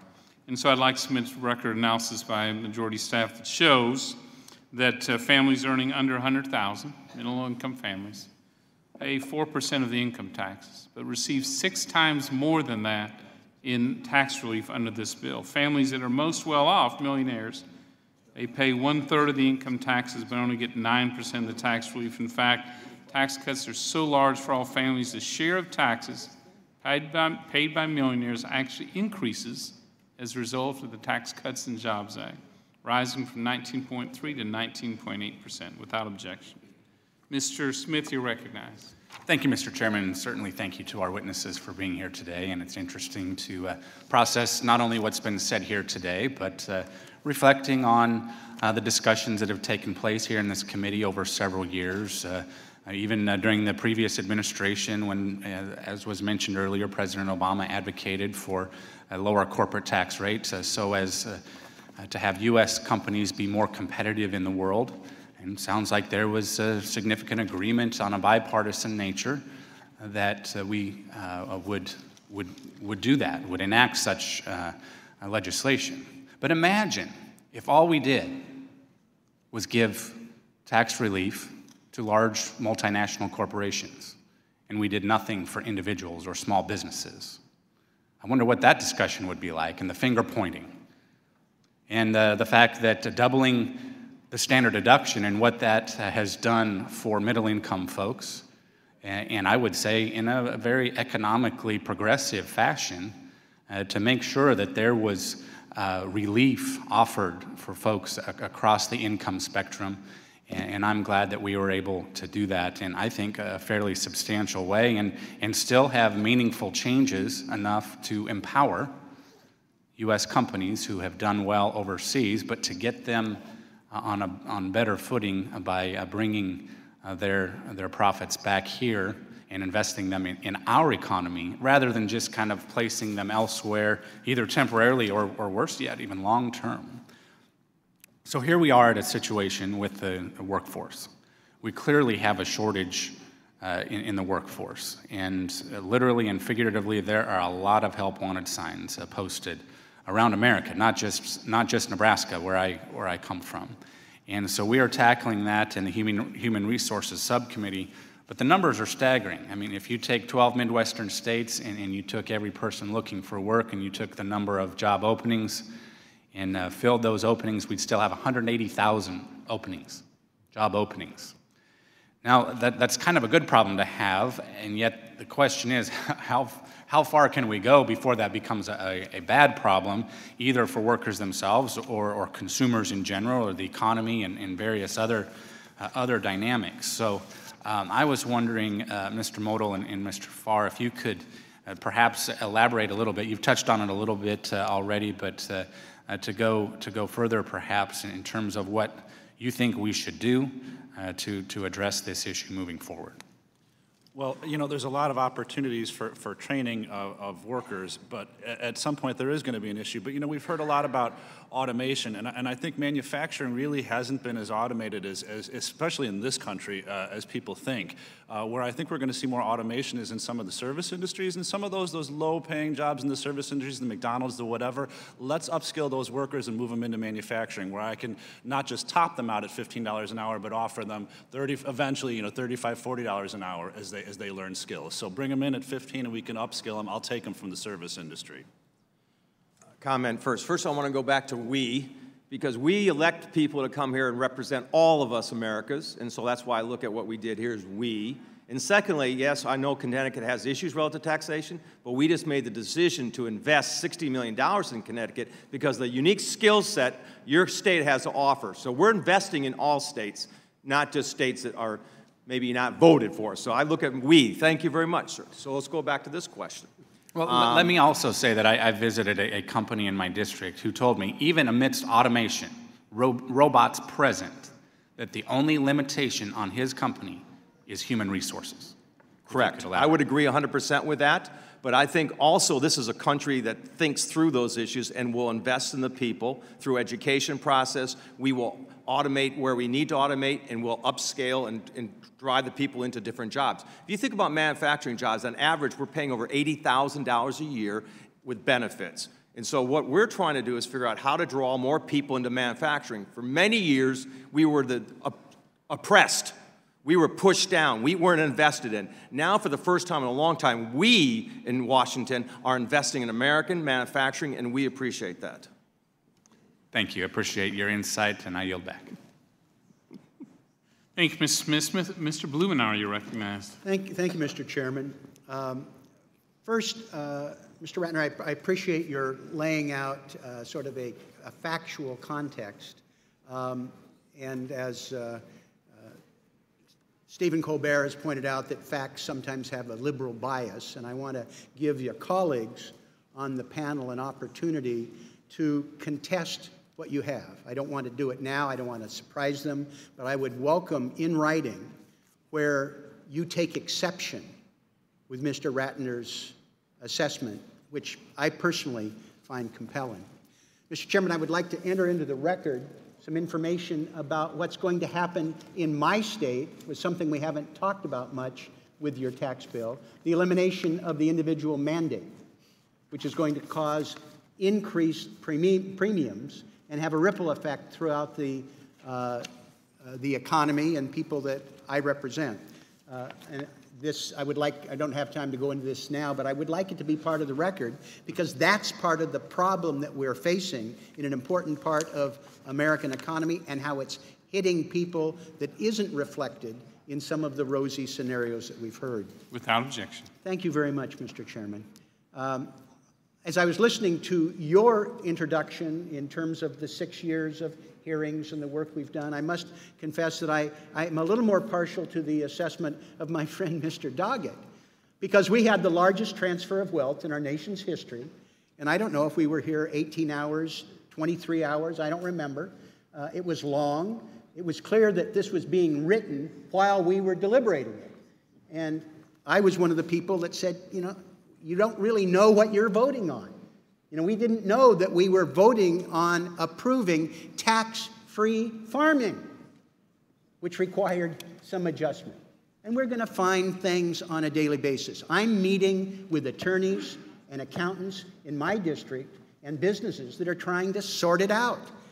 This wasn't reform. This added complexity with a tax cut. And we're going to be paying a price for that. But one of the things that just continues to frustrate me, if we're concerned about economic growth, if we're concerned about reducing the deficit, strengthening American communities, we have trillions of dollars tossed around, massive increase in deficit, $1 trillion a year for as far as the eye can see, and we got very little out of it in terms of real fundamental problems. I've raised the point of infrastructure before this committee. You may recall, Mr. Chairman, I take seriously the responsibility the Ways and Means Committee has as the committee that's responsible for funding American infrastructure. And it's been a steady refrain. We need to own up to our responsibilities. And there are economic studies that show that if we were able to boost that, it's going to reduce the deficit, it's going to increase employment with jobs that aren't going to be outsourced, and the benefit will be across the board in this country. This committee has had 386 hearings since my Republican friends took control. We have had one hearing on infrastructure finance, and Democrats were given one witness for 5 minutes who came from the American Trucking Association to make the case that we ought to meet our responsibilities. Now, I don't know what team is going to be in charge next year, but I hope if it is our team that we'll take the time to invest a couple weeks to hear from the people who build, maintain, operate, and depend upon America's infrastructure. This is Infrastructure Week, and they're wandering the halls, lamenting the fact that we haven't met our obligation. And I hope that we would be able to have the president of the Chamber of Commerce that's recently proposed a 25-cent gas tax increase, even larger than mine, the American Trucking Association, who points out that truckers put half the money into the trust fund, and they want the revenues raised, and engineers, and organized labor, and local government, and businesses that have been telling us they depend on infrastructure, and UPS, where it costs them $50 million a year for each 5-minute delay. I hope we step up and do our job, because we certainly haven't. Thank you, Mr. Blumenauer. Ms. Jenkins, you're recognized. Thank you, Mr. Chairman, and thank you all for being here today. In my district in Kansas, the pro-growth benefits from reforming our old tax code are just obvious.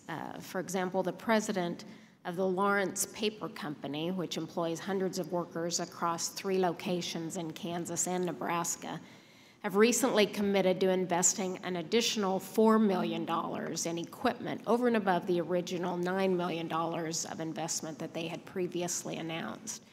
The company attributes this increased investment as simply a result of the favorable business climate generated by the recently enacted Tax Cuts and Jobs Act.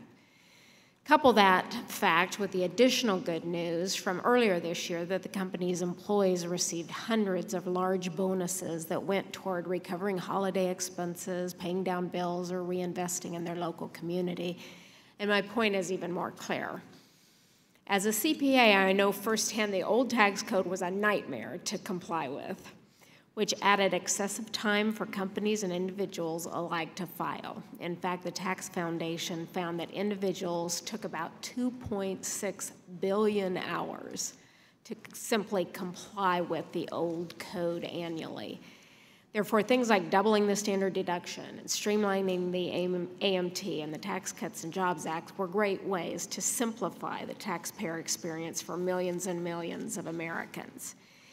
So, Mr. Motto, with added investment and increased simplification in mind, last year I asked your perspective on how the old tax code's overly administrative nature made operating your business unnecessarily complicated. Has tax reform allowed your company to work toward addressing the goals that you mentioned in last year's hearing? And if not, then what other positive long-term developments do you expect are now possible thanks to tax reform? Thank you, Representative. That's a great question.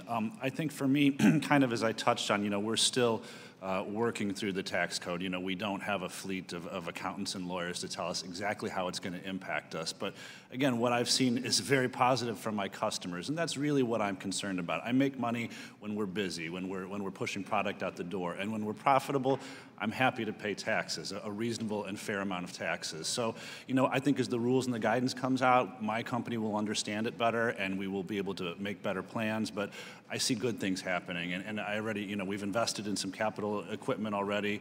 I see good things happening for our company. So we'll figure it out, and we just take the good sign as the demand coming from our customers right now. Okay, thank you.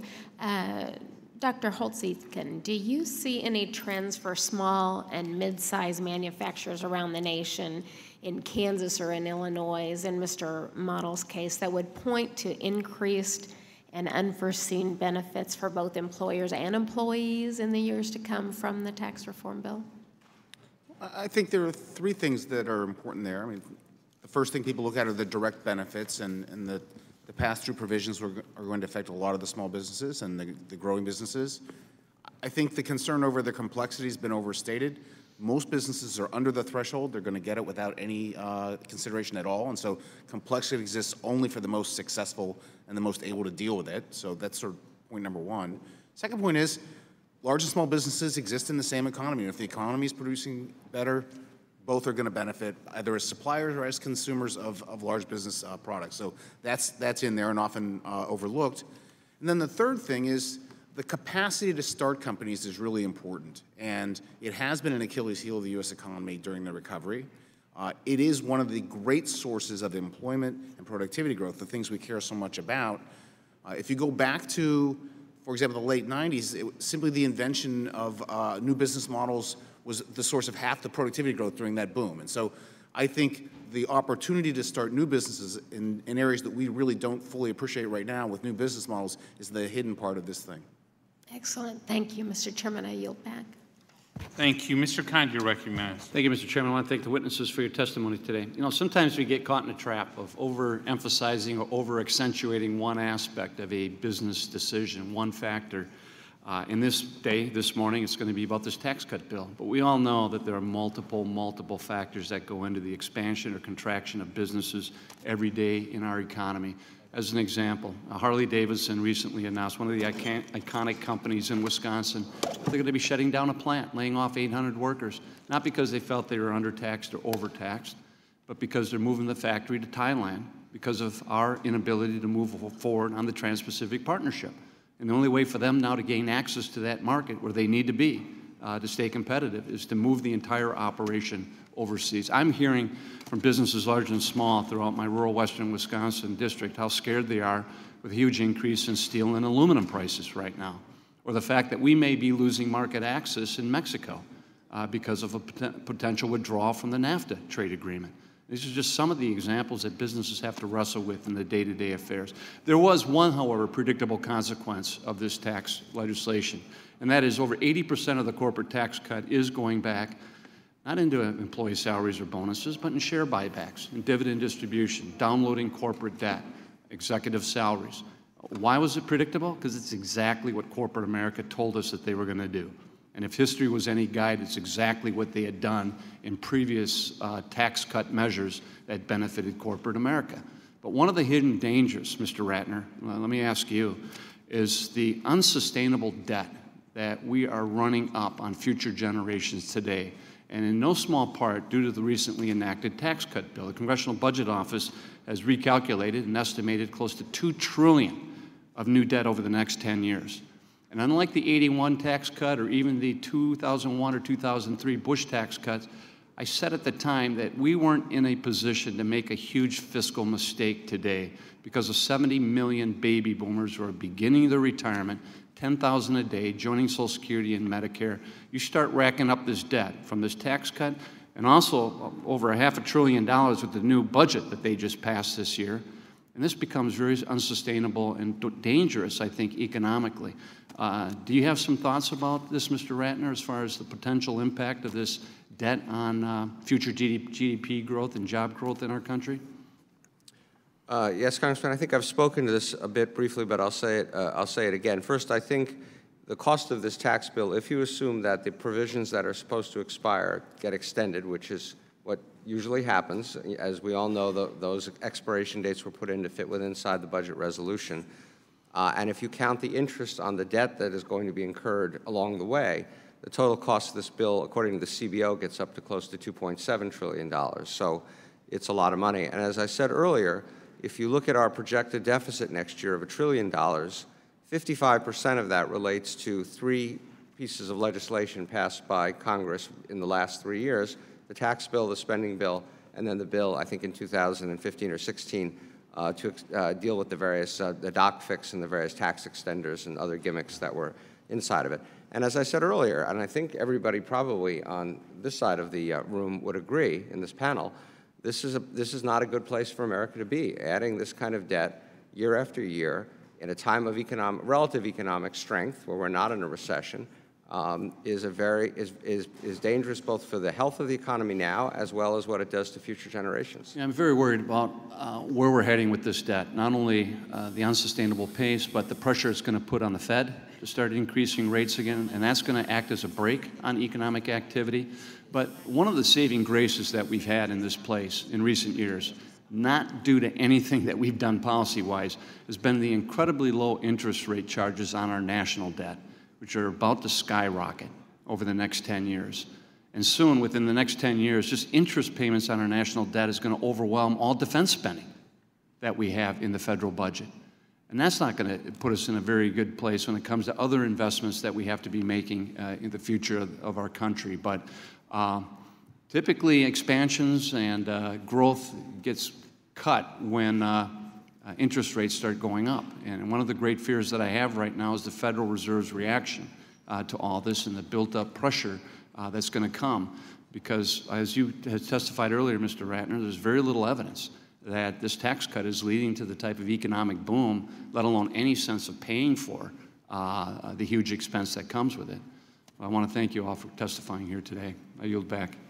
Thank you, gentleman. Yields back. And I'd like to submit for the record the CBO report. It shows revenues at the federal level actually grow after tax reform, not decrease, grow by $1 trillion, and that payroll revenues that undergird Social Security Medicare increased by $92 billion without objection. Mr. Paulson, you're recognized. Thank you, Mr. Chairman, and it's good to have all of you here actually following up the actions that we took on tax reform, but you've testified before. Mr. Farr, good to see you again as well. I remember last year when you testified, you had made predictions and you had laid out the benefits that Emerson would see as a result of a lower tax rate, and you said what was needed. This is very important to a state like Minnesota, where Emerson's got locations in Eden Prairie and Chanhassen and Shakopee, Bloomington, and Elk River across our state. And last month, the Joint Economic Committee held a very similar hearing to the one we're having today. Mr. Holtz-Eakin was there as well. And we also heard from the chief economist at the National Association of Manufacturers. He had a very similar optimistic message expressing that 93% of manufacturers have a positive outlook for their companies and the economy. And that's near a record level high level of optimism. And the tax overhaul is actually cited as the reason for that optimism. And I've been hearing the same thing from folks back home in Minnesota, from the employers. It's dozens of companies that have told me their stories about new investments and pay raises and better benefits for their employees as they invest in their employees, but also the capital investments for the future are important, all due to the Tax Cuts and Jobs Act. And it's the employers, whether they're large or small. It could be a Best Buy, it could be a Baldinger Bakery, where clearly they're getting more breathing room to invest and grow their businesses. And those anecdotes are about as real as it gets when you get a chance to talk to the workers and the employees. But the larger data bears expresses the same results as well. Objectively speaking, job growth is strong. The economy is improving. Investment is up. We're moving in the right direction, and wage growth is up. Now with small businesses increasing workers' pay at the highest rate or level we've seen in 18 years. So people do feel better about their economic situation. They feel they're better off now than they were 16 months ago. And with all that in mind, maybe Mr. Farr, if you can just maybe share a little bit more about what Emerson is doing now with the locations in Minnesota or elsewhere, and how you're seeing some of those positive impacts down the road for long-term impact. First of all, thank you very much. On the facilities you're talking about around Minnesota, which you're part of, we made a change to the profit-sharing plan, which they have a chance now to additional profit-sharing, which is a retirement fund for them, which is a positive move from the long term because of the tax reform. Secondly, we've increased our investment in capital, equipment, and spending for the next 2 years, somewhere around $60 to $70 million in those specific facilities. But it's not only that state. We've done the same thing in Ohio, where we're adding over the next couple of years over $100 million. In Texas, over $100 million. In Missouri, about $60 million. Connecticut, $60 million, my friend. and Colorado over $60 million. So what we're seeing right now is the need to invest in innovation. And the center that we're putting in Connecticut is more innovation-based, some innovation and also in Minnesota. Going back to some of the earlier questions, we were given in this tax reform chances to depreciate, to accelerate things, which allows us to invest in innovation to keep American companies competitive. And we now have a tax rate globally equal to or better than most of our European competitors. And with our innovation incentives here in the United States, you're seeing that money go back in, which is going to obviously drive up wages, drive up innovation, and drive growth for the future. So I see the benefits very positive right now. I disagree with my friend here on the left. You know, it's early days, but the key issue is it's definitely going to have a positive impact for the next several years. Thank you. Mr. Model, maybe you can just expand if you have anything to add from a family-owned, fourth-generation business. I mean, you shared a lot already, but anything to add from those components in the remaining time? No, you know, but I would like to kind of touch a little bit on the growth and the debt situation. You know, I know there's a lot of concern about that, but I'd like to remind everybody, we're not the only team on the league here. You know, back to baseball, there are other teams playing who are not worried as much about their debt level and are taking on massive amounts of debt. And I'm not making a comment whether that's good or bad, but we're competing against that. Other countries in the world, I mean, who are generating massive amounts of growth through debt. And you know, I don't know how it's going to end up, but I think if we're not competitive, if we can't compete, if we're not investing, so maybe now is the time to take on some debt. You know, I've done that in my own company, taken on some debt to grow and invest in the future. So I'm seeing the rewards of that. I'm prepared to take on all the work I'm getting. So hopefully we'll maybe keep that in perspective as we talk about where we're at today. Well, thank you. I know that as we've studied also in the Joint Economic Committee, now that we've seen increased economic growth, it is important to focus on the other side of the ledger and the spending side of the ledger, which both parties, quite honestly, over decades have ignored. And that's going to be a long-term issue we have to focus on as well. With that, Mr. Chairman, I yield back. Thank you, Mr. Paulson. Mr. Pascrell, you're recognized. Morning, Mr. Chairman.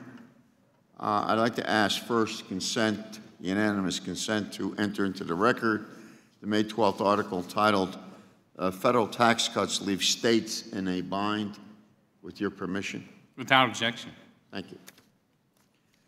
This article illustrates the very real problem of states being squeezed by the federal tax overhaul we are here to discuss today. And just a quick yes or no, Mr. Farr, in Missouri, do you know the impact of these tax cuts that were voted upon last December on the state of Missouri?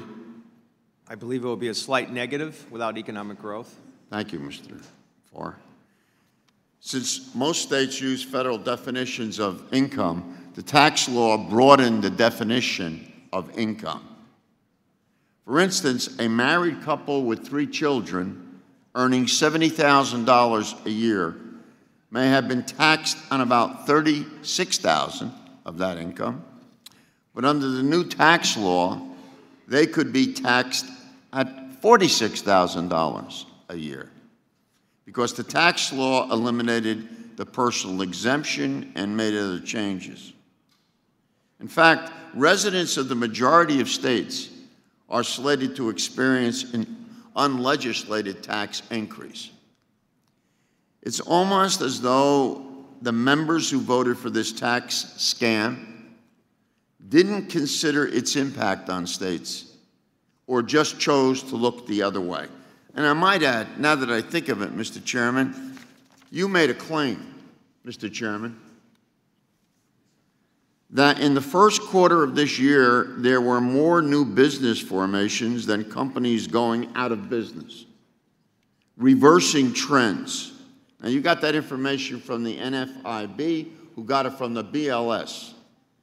But BLS data shows more business openings than closings in every quarter since January of 2010, and no data.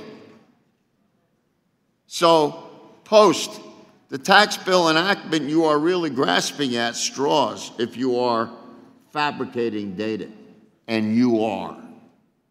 Since 2010 January, been an increase in what you said is so unique, which is not. I'm not surprised. My colleagues on the other side, many of them, took aim at states from the beginning. It's very convenient to cut taxes in Congress and then shift the burden to the states and the cities. This committee did so when it voted to completely eliminate the state and local tax deduction along party lines. This vote amounted to a money grab on the citizens of my state, New Jersey. Our taxes are going up, and cities and towns have to get by with less in order to pay for a giant and unnecessary corporate tax cut. And I must say, Mr. Aiken, you have always been consistent. You appeared in May of last year and said, these are not paid for. You don't think they're going to be paid for, these tax cuts. You were right then. You were right now. You were right before May. At least you're consistent. So we may not agree on some things, but I have the greatest respect for you because you keep to the data and you don't fabricate. You're not a bumper sticker guy. So this hits at a time when state budgets are already constrained. You know that. They're constrained by rising health care and pension costs. States aren't allowed to run deficits like we do. And this problem will worsen if the federal government cuts back funding for programs, further squeezing states, and inevitability after this very tax bill exploded our deficit. And I'm glad that you and Mr. Ratner agree that the major objective when we have a reform, this is not tax reform, these were tax cuts, is economic growth. That's what it's all about. To sustain it, that's what it's all about. So higher taxes for folks in my state, higher deficits that put pressure on already underfunded health care and retirement programs, what's the benefit? Why did we pass this godforsaken bill in the first place, rush through in a matter of days with no debate? Gentleman's time has expired. I'd like to submit for the record a article by PolitiFact saying to the Democrats' claim Trump's tax reform plan is nothing more than a middle-class tax increase. Their rating was false, without objection. What Mr. the heck Marchant, does that you mean? recognize. What does that mean, Mr. Chairman? You're wrong, Mr. Pascrell. That's what it means. Can I have a definition of what you're talking about? Sure. I'll send it down to you. No, I want to know what you're talking about. Why are you telling us this now? I'm just simple question. Just fact-checking the claims. That's a fact check? For the record. No, you've opened up another Pandora's box. You better check your facts. Yes, sir, Mr. Pascrell, I have. Mr. Marchant, you recognize. Thank you, Mr. Chairman. Last week, the National Federation of Independent Business announced that small business profits in April were the highest in 45 years that they've kept records. Better yet, the NFIB also reported that the percentage of small businesses and local businesses that plan to hire for new positions is the highest since it's been since 1999, nearly 20 years. That is what I am experiencing in my district back in Texas. At the last total, we're keeping kind of an internal record of it. Over 10,000 of the employees in my district, shortly after the tax bill was enacted, received one-time bonuses. But more importantly than that, most of those people have also received a raise in their pay and have been promised by their companies that if things continue to get better, and they are, that they can see a steady rise in their pay as a result of the tax bill. Now, we don't want that, we don't want a misstep in that. We don't want that to go on pause. Admittedly, I have a district that has always been a vital business district. But the tax bill in my district seems to have, since I have the DFW airport in it, I'll use this example, it seems to be putting our economy on jet fuel. And the complaint I'm getting now is we need bodies, we need people to pay, and we are raising our pay. It's almost like there's one company that I drive by on the way to the airport, and they have a help wanted sign, need workers, And every week, it seems like they add 50 cents to the amount of money that they're willing to pay to get employees in there. So my question is, what steps can we take next? We're on the very edge of beginning a phase 2 of what we're doing.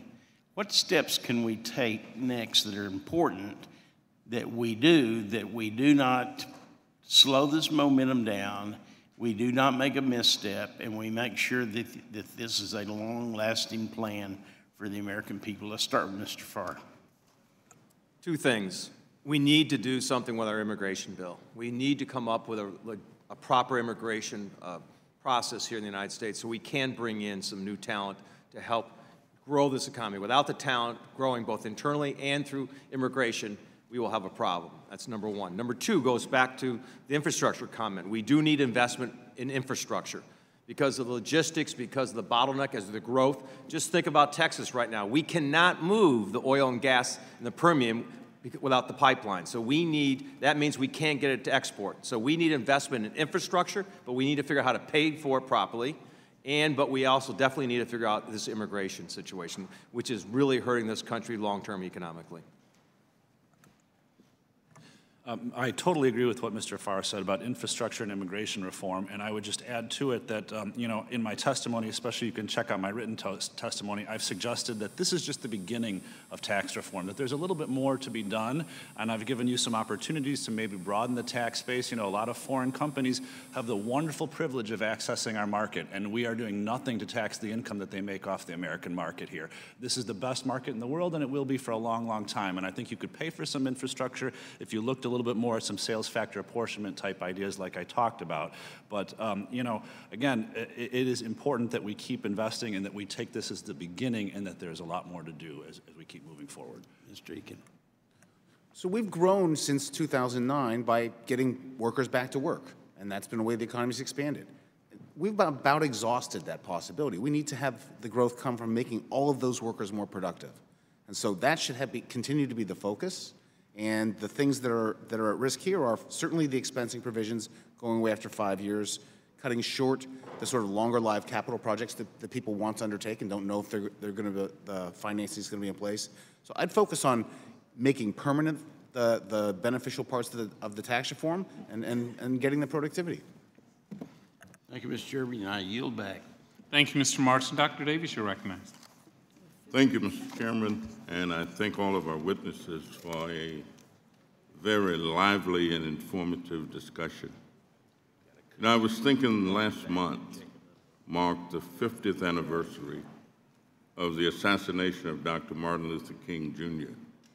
And at the time of his assassination, Dr. King was focusing the civil rights movement on economic justice and the opportunity gap that exists in our country. Instead of building opportunity and rewarding corporations that invest in America and American workers, the Republican tax bill mortgaged our country by $2.3 trillion to subsidize corporate special interests, millionaires, and billionaires. I'm deeply disturbed that Republicans champion dramatic cuts of $17 billion from food assistance, $8.8 billion from housing, and $1 trillion from Medicaid to pay for their tax scam. I am disturbed that businesses, instead of investing in workers as the Republicans promised, are padding the wallets of wealthy shareholders and crowing about how the tax cuts will allow them to slash jobs via automation.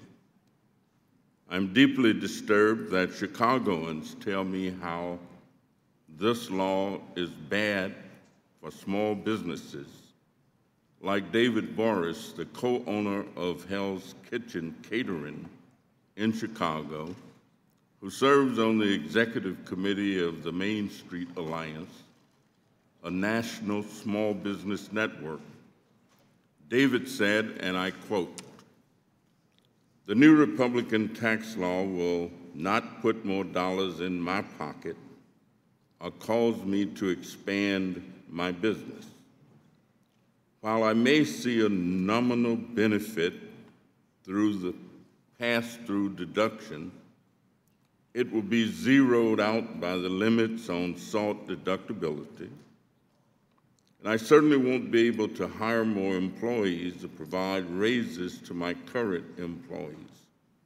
More importantly, the long-term trajectory of the inevitable cuts in social services will be devastating to many of my employees and their families. To put it simply, I am a job creator who is decidedly not benefiting from the Republican tax law. Yet multinational corporations who offshore what were once good-paying domestic jobs and profits are reaping a windfall in benefits at the expense of small businesses and middle-class taxpayers like me." End of the quote. Mr. Ratner, given the complaints that I'm hearing from people in Illinois, like Mr. Boris, could you help me better understand how companies are allocating their windfalls from the tax cuts, and how well are workers faring? Well, as I've testified, and it's in my prepared testimony, I think the best source I've been able to come up with is this Morgan Stanley research that was done that shows that the preponderance of the benefits are, or the preponderance of the savings from the tax cut are going to stock repurchases, dividends, acquisitions, and workers are getting only a relatively small share.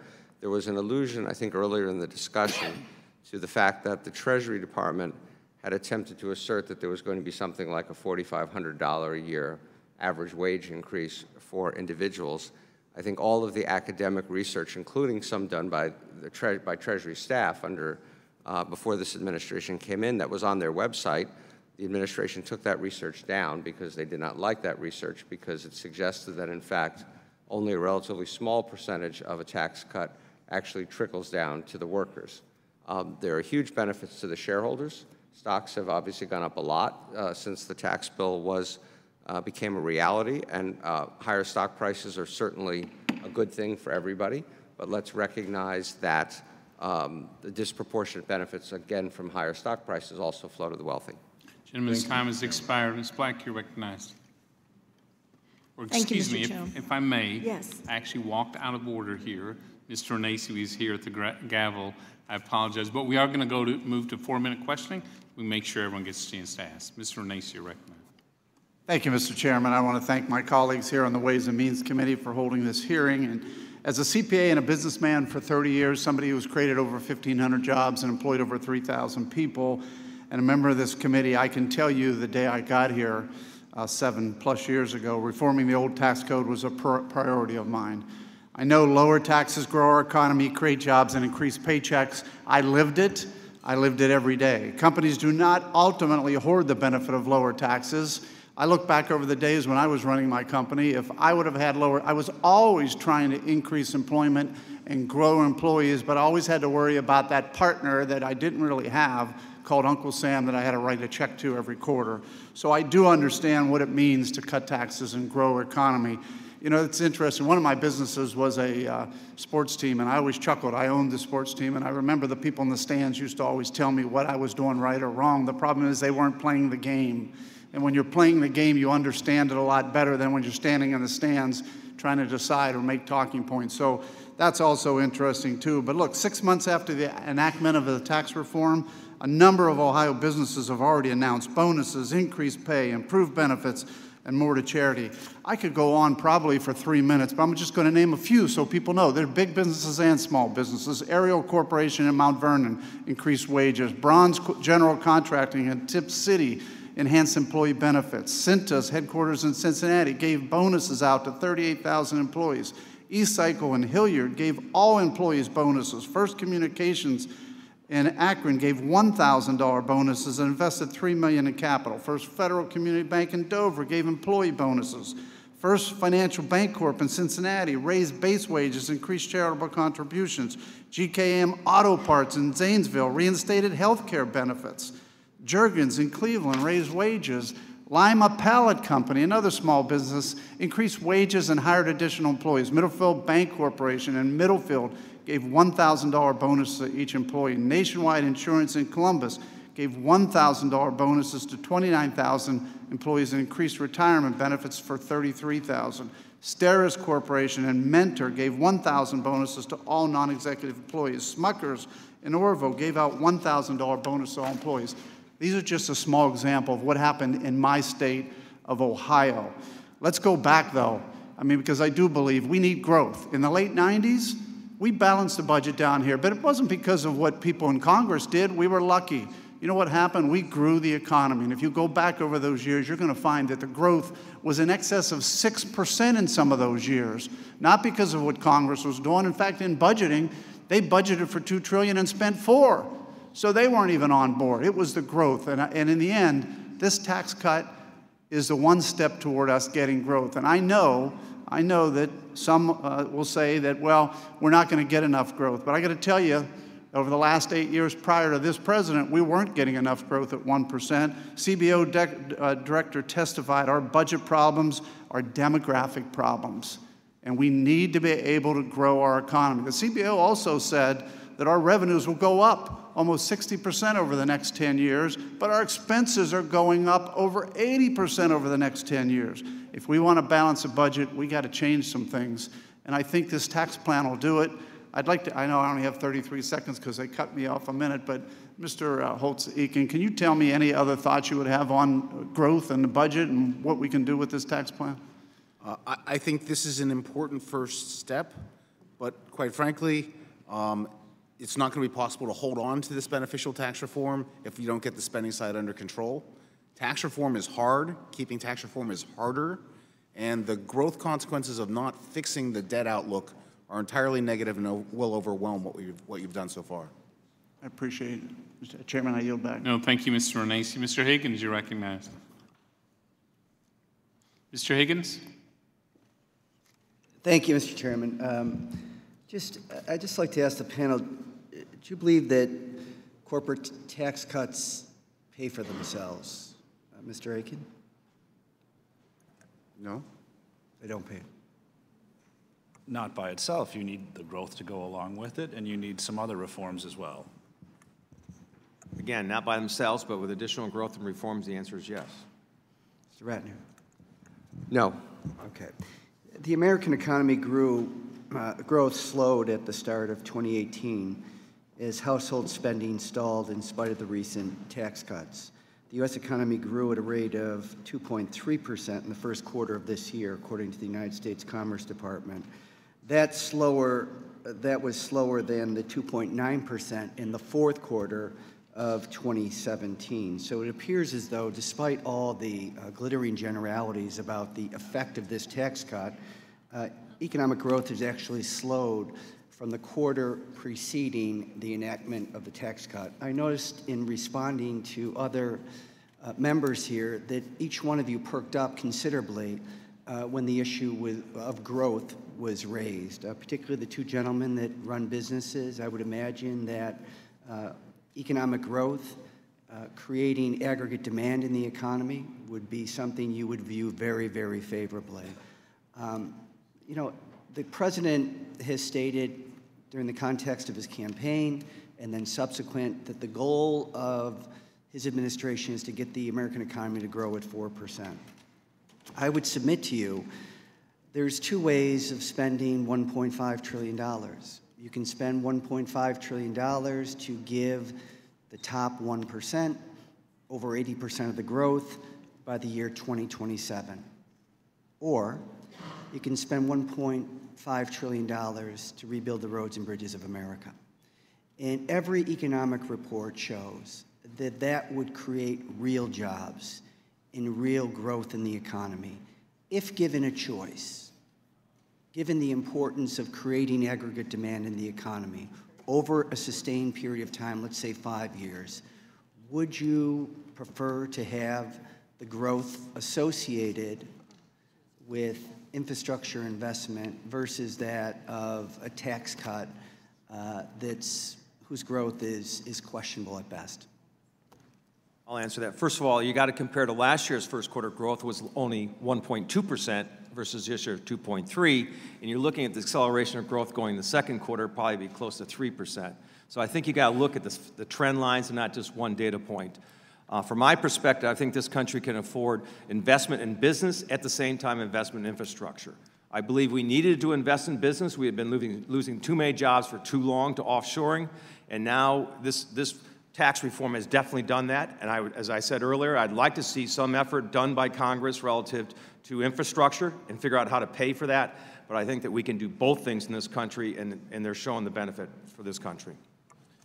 Thank you, Representative. You know, I was out in your district last year, and I would certainly agree some infrastructure investment is needed there and all around the country. You know, the roads and bridges, we've got some issues, but, you know, I think like Mr. Farr said, we can do both, and I certainly agree the data point, you know, you quoted, I think it's a timing issue, right? One quarter does not a trend make, and we just came off the holiday season. Consumer spending is a little bit restrained as a result, so I hope you'll give it a little more time and watch a few more quarters happen. I yield back. Thank you very much. Ms. Snow, you're recognized. Thank you, Mr. Chairman. And as a member of the Ways and Means Committee, and also I was one of the 5 members of this committee that negotiated the final tax cut bill, I can tell you that our #1 priority was growing the economy, that we'd seen historically that that was what was necessary and that it would address our long-term debt and deficit issues if the right decisions were made, and virtually every decision was made with that in mind in our discussions. And I constantly hear from people in South Dakota how beneficial this Tax Cuts Job Act was to them and still is today for their employees and their ability to expand their farms, their ranches, their small businesses. But today I want to talk about the data because there was 2 phrases that leapt out to me in the testimony today. Here's the first one. There's yet to be any data-driven evidence that the tax cut meets my 3rd test of it being growth and investment enhancing. And then the second one says, while it remains early, there's cause for optimism that the Tax Cuts and Jobs Act is having the desired effect: stronger growth, better investment, and an improved labor market for American workers. So here we have the former CBO director, Mr. Holtz-Eakin, and a former Treasury official, Mr. Ratner, providing us completely opposite conclusions on this law's effects. And before moving to my question for you, I do want to enter into the record an article from yesterday's Wall Street Journal and highlight a passage of it for Mr. Ratner. It says, U.S. companies are ramping up spending on their businesses at the fastest pace in years, a long-awaited development following years of tepid growth. Spending on factories, equipment, and other capital expenditures by companies in the S&P 500 is expected to have risen 24% in the first quarter to $166 billion, on track for the fastest quarterly pickup since 2011, and a record for the first quarter of a year, according to data that goes back to 1995. The jump has been aided by a tax code overhaul that is putting more cash in companies' pockets. So, Mr. Chairman, I'd like to submit that for the record. Without objection. So now for my question. As the committee moves forward, our next steps need to be grounded in solid analysis of this law's economic impacts. And the disparity between Mr. Ratner and Mr. Holtz-Eakin, I think it comes from different analytic methods. It seems that Mr. Ratner's analysis largely focuses on making economic comparisons from one year to the next, while Mr. Holtz-Eakin's focus on past growth projection seems to have been revised as a result of the new tax law. So, Mr. Holtz-Eakin, can you tell me why you believe that your method of analysis and analysis on this tax law is better, and then where does Mr. Ratner's analysis fail? So the only evidence that can shed light on the success of the Tax Cuts and Jobs Act in producing better economic growth, better productivity growth, and better real wage growth, which are the fundamental objectives, is evidence that shows the difference between what would have happened in the absence of reform and what we actually experience. And it is fundamentally about the performance of the economy beginning January 1, 2018 and going forward. no data cited for days prior to that are relevant at all. So any comparisons to the past simply shed no light on it. Now, the bad news is there is essentially no data that begins January 1, 2018 to inform this question. And so what can you do? As I emphasized, you can look at decision-making and announced plans for decision-making, whether it's bringing cash back or capital expenditures, things like that. You can hopefully begin to accumulate data on actual capital expenditure. The piece you cited that was in the Wall Street Journal is actual data spending by S&P corporations, very strong, suggestive of a lot of success. I spend every month staring at the durable goods orders. I don't have a very exciting life, but I stare at them. And, you know, you want to see those capital expenditure plans turn into orders for capital goods, and then you want to see them turn into investment. And that's the trajectory that we need to track to find out whether it's successful. Thank you. Gentlelady's time has expired. Ms. Sewell, you're recognized. Thank you, Mr. Chairman. Mr. Chairman, I understand that the motivation of my colleagues in this committee to tout the anecdotal evidence as proof that this tax cut law has not been a big mistake. But I have to urge my colleagues not to be so clear-eyed and sober-minded in their evaluations. You know, when I go home to Alabama, I keep hearing from my constituents at town hall meetings, well, when am I going to see the effects of the tax cuts on my everyday life? And it's a real concern to me because I think that people are genuinely listening to what we're saying here in Congress and the rhetoric, if you will, that others are saying, and they're really wondering sincerely, how will this tax cut actually affect me? I truly believe that if we keep falling into the trap of reinforcing policy mistakes with incomplete and misleading data, and this bias towards confirming what we want to believe to support our political agenda, then we only doom ourselves to repeat misguided fiscal policies. We end up in a cycle of missed and biased information informing poor decisions, feeding evaluations that don't reflect economic reality.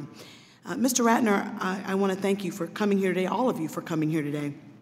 But I want to particularly talk to you, Mr. Ratner, about what I hear as big concerns of my constituents. So many of them are wondering, will this tax cut, and it is a tax cut and not reform, actually affect their wages? Are the wages for middle income and those who aspire to be in the middle class really going up? Has the pace of GDP growth accelerated since the passage of this tax bill? And is this providing the rocket fuel expansion of employment that we were promised? Thank you, Congresswoman. So first, in terms of wages, yes, the wages of people will go up somewhat as a result of this tax cut.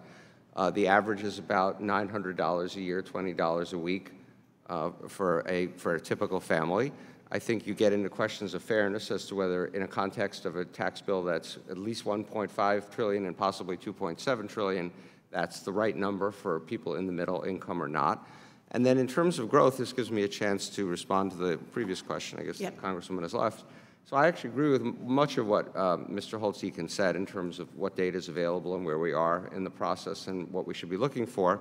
What I rely on for my judgment about my concern that this will not accelerate growth is what I talked about before, which are the analysis by 5 very distinguished nonpartisan institutions, including the CBO, which Mr.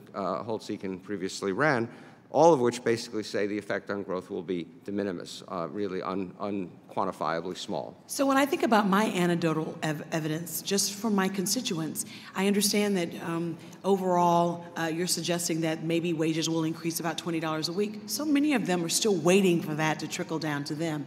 What do you suggest that I say to them in terms of giving them Look, I personally, my biggest fears seem to be coming true. I have good friends from college and law school in New York City that are really doing quite well and are very generous to give to my campaign, and I thank them very much. But the reality is the people that I represent back home in Alabama are truly struggling. And I'm afraid that what we've actually given to the American people is a promise of some sort of growth that may not trickle down to every, in the average everyday American. And so I'm quite concerned about the deficits. And towards that end, I was hoping that I could talk to you, Mr. Holtz-Eakin, about some comments that you made back in 2014. In 2014, you said that business entrepreneurs and investors must also consider the future deficits as an implicit promise of higher taxes, higher interest rates, or both. And so my concern is... Gentlelady's time has expired.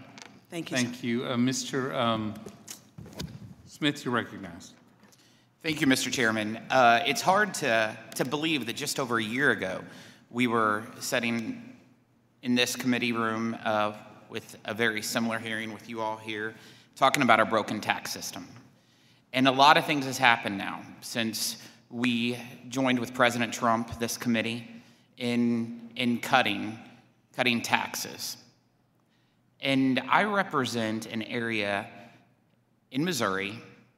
It's 20 miles south of St. Louis to 10 miles east of Branson.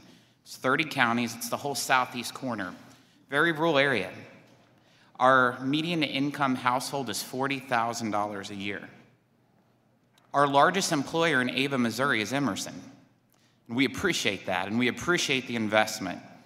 Over 500 jobs, I believe, in a town of 3,000 people. So that's a pretty important employer.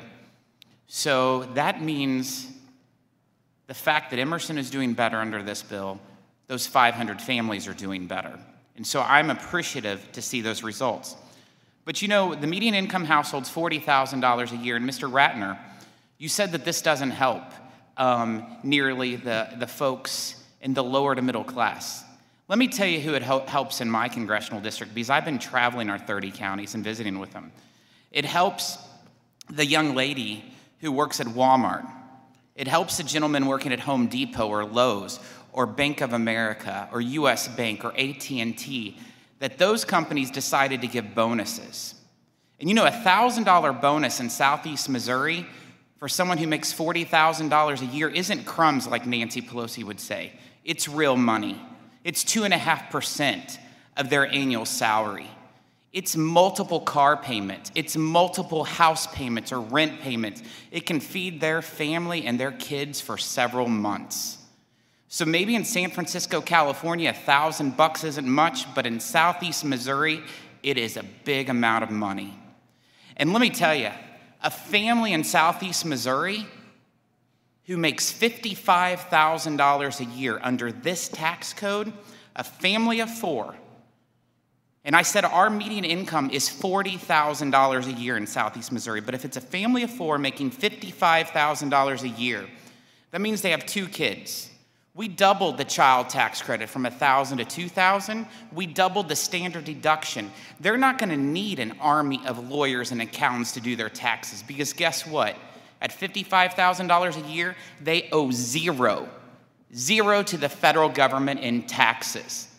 That's a huge win to someone who represents the 14th poorest congressional district in the country. So I'm sick and tired of hearing people on this side of the aisle saying that this doesn't help real Americans. This helps the people that I represent, because I have been traveling for the last 6 months talking to them and seeing the benefits, whether it's been higher wages, higher benefits, whether it's new jobs, a new capital investment, or whether they're just getting able to take home more in their paycheck. It's not scraps. It's not crumbs. It is a way that they can make their lives better, because it's their money and it's not the government's money. I appreciate you all being here, but I just wanted to make sure the people in southeast Missouri were heard, and that they know that Washington is trying to figure out that $1,000 in southeast Missouri is a lot of money, and it's not crumbs. Thank you, Mr. Chairman. Gentleman yields back. Mr. Benny, you're recognized. Thank you, Mr. Chairman. Just today, the Congressional Budget Office released a document. It's called An Overview of the Budget and Economic Outlook from 2018 to 2028. In it, it says, as a result of the tax bill, the effect on the deficit is that it increases the deficit by $1.8 trillion. And if you add debt service to that, it increases the deficit to $2.3 trillion. So those are the latest numbers today, and I just want to insert this for the record, Mr. Chair. Without objection. Thank you. Mr. Ratner, in February, you wrote a piece for the New York Times entitled "The GOP is Flirting with Fiscal Disaster." And in that piece, you noted that in the course of just 2.5 years, the CBO's predicted budget deficit for 2019 had doubled from $600 billion to $1.2 trillion, largely due to the GOP's unpaid-for tax giveaway to rich individuals and corporations. You stated then that the mounting debt, made exponentially worse by the GOP tax bill, is already contributing to higher interest rates and shakiness in the stock market. So I'd like to bring your attention to a press release that my colleagues on the other side of the aisle put out yesterday, making the argument that the unprecedented stock buybacks or shareholder bonuses that resulted from the tax bill are a great thing because they'll trickle down to regular Americans' retirement accounts because, quote, one outcome of stock buybacks can be higher stock prices. So while I'm impressed by the creativity of Mr. Brady's office, I wondered if you could please respond to this line of thinking in light of the fact that the debt is skyrocketing, that the stock market remains incredibly volatile due to actions of the president that this body has refused to hold him accountable for, things like trade and foreign policy.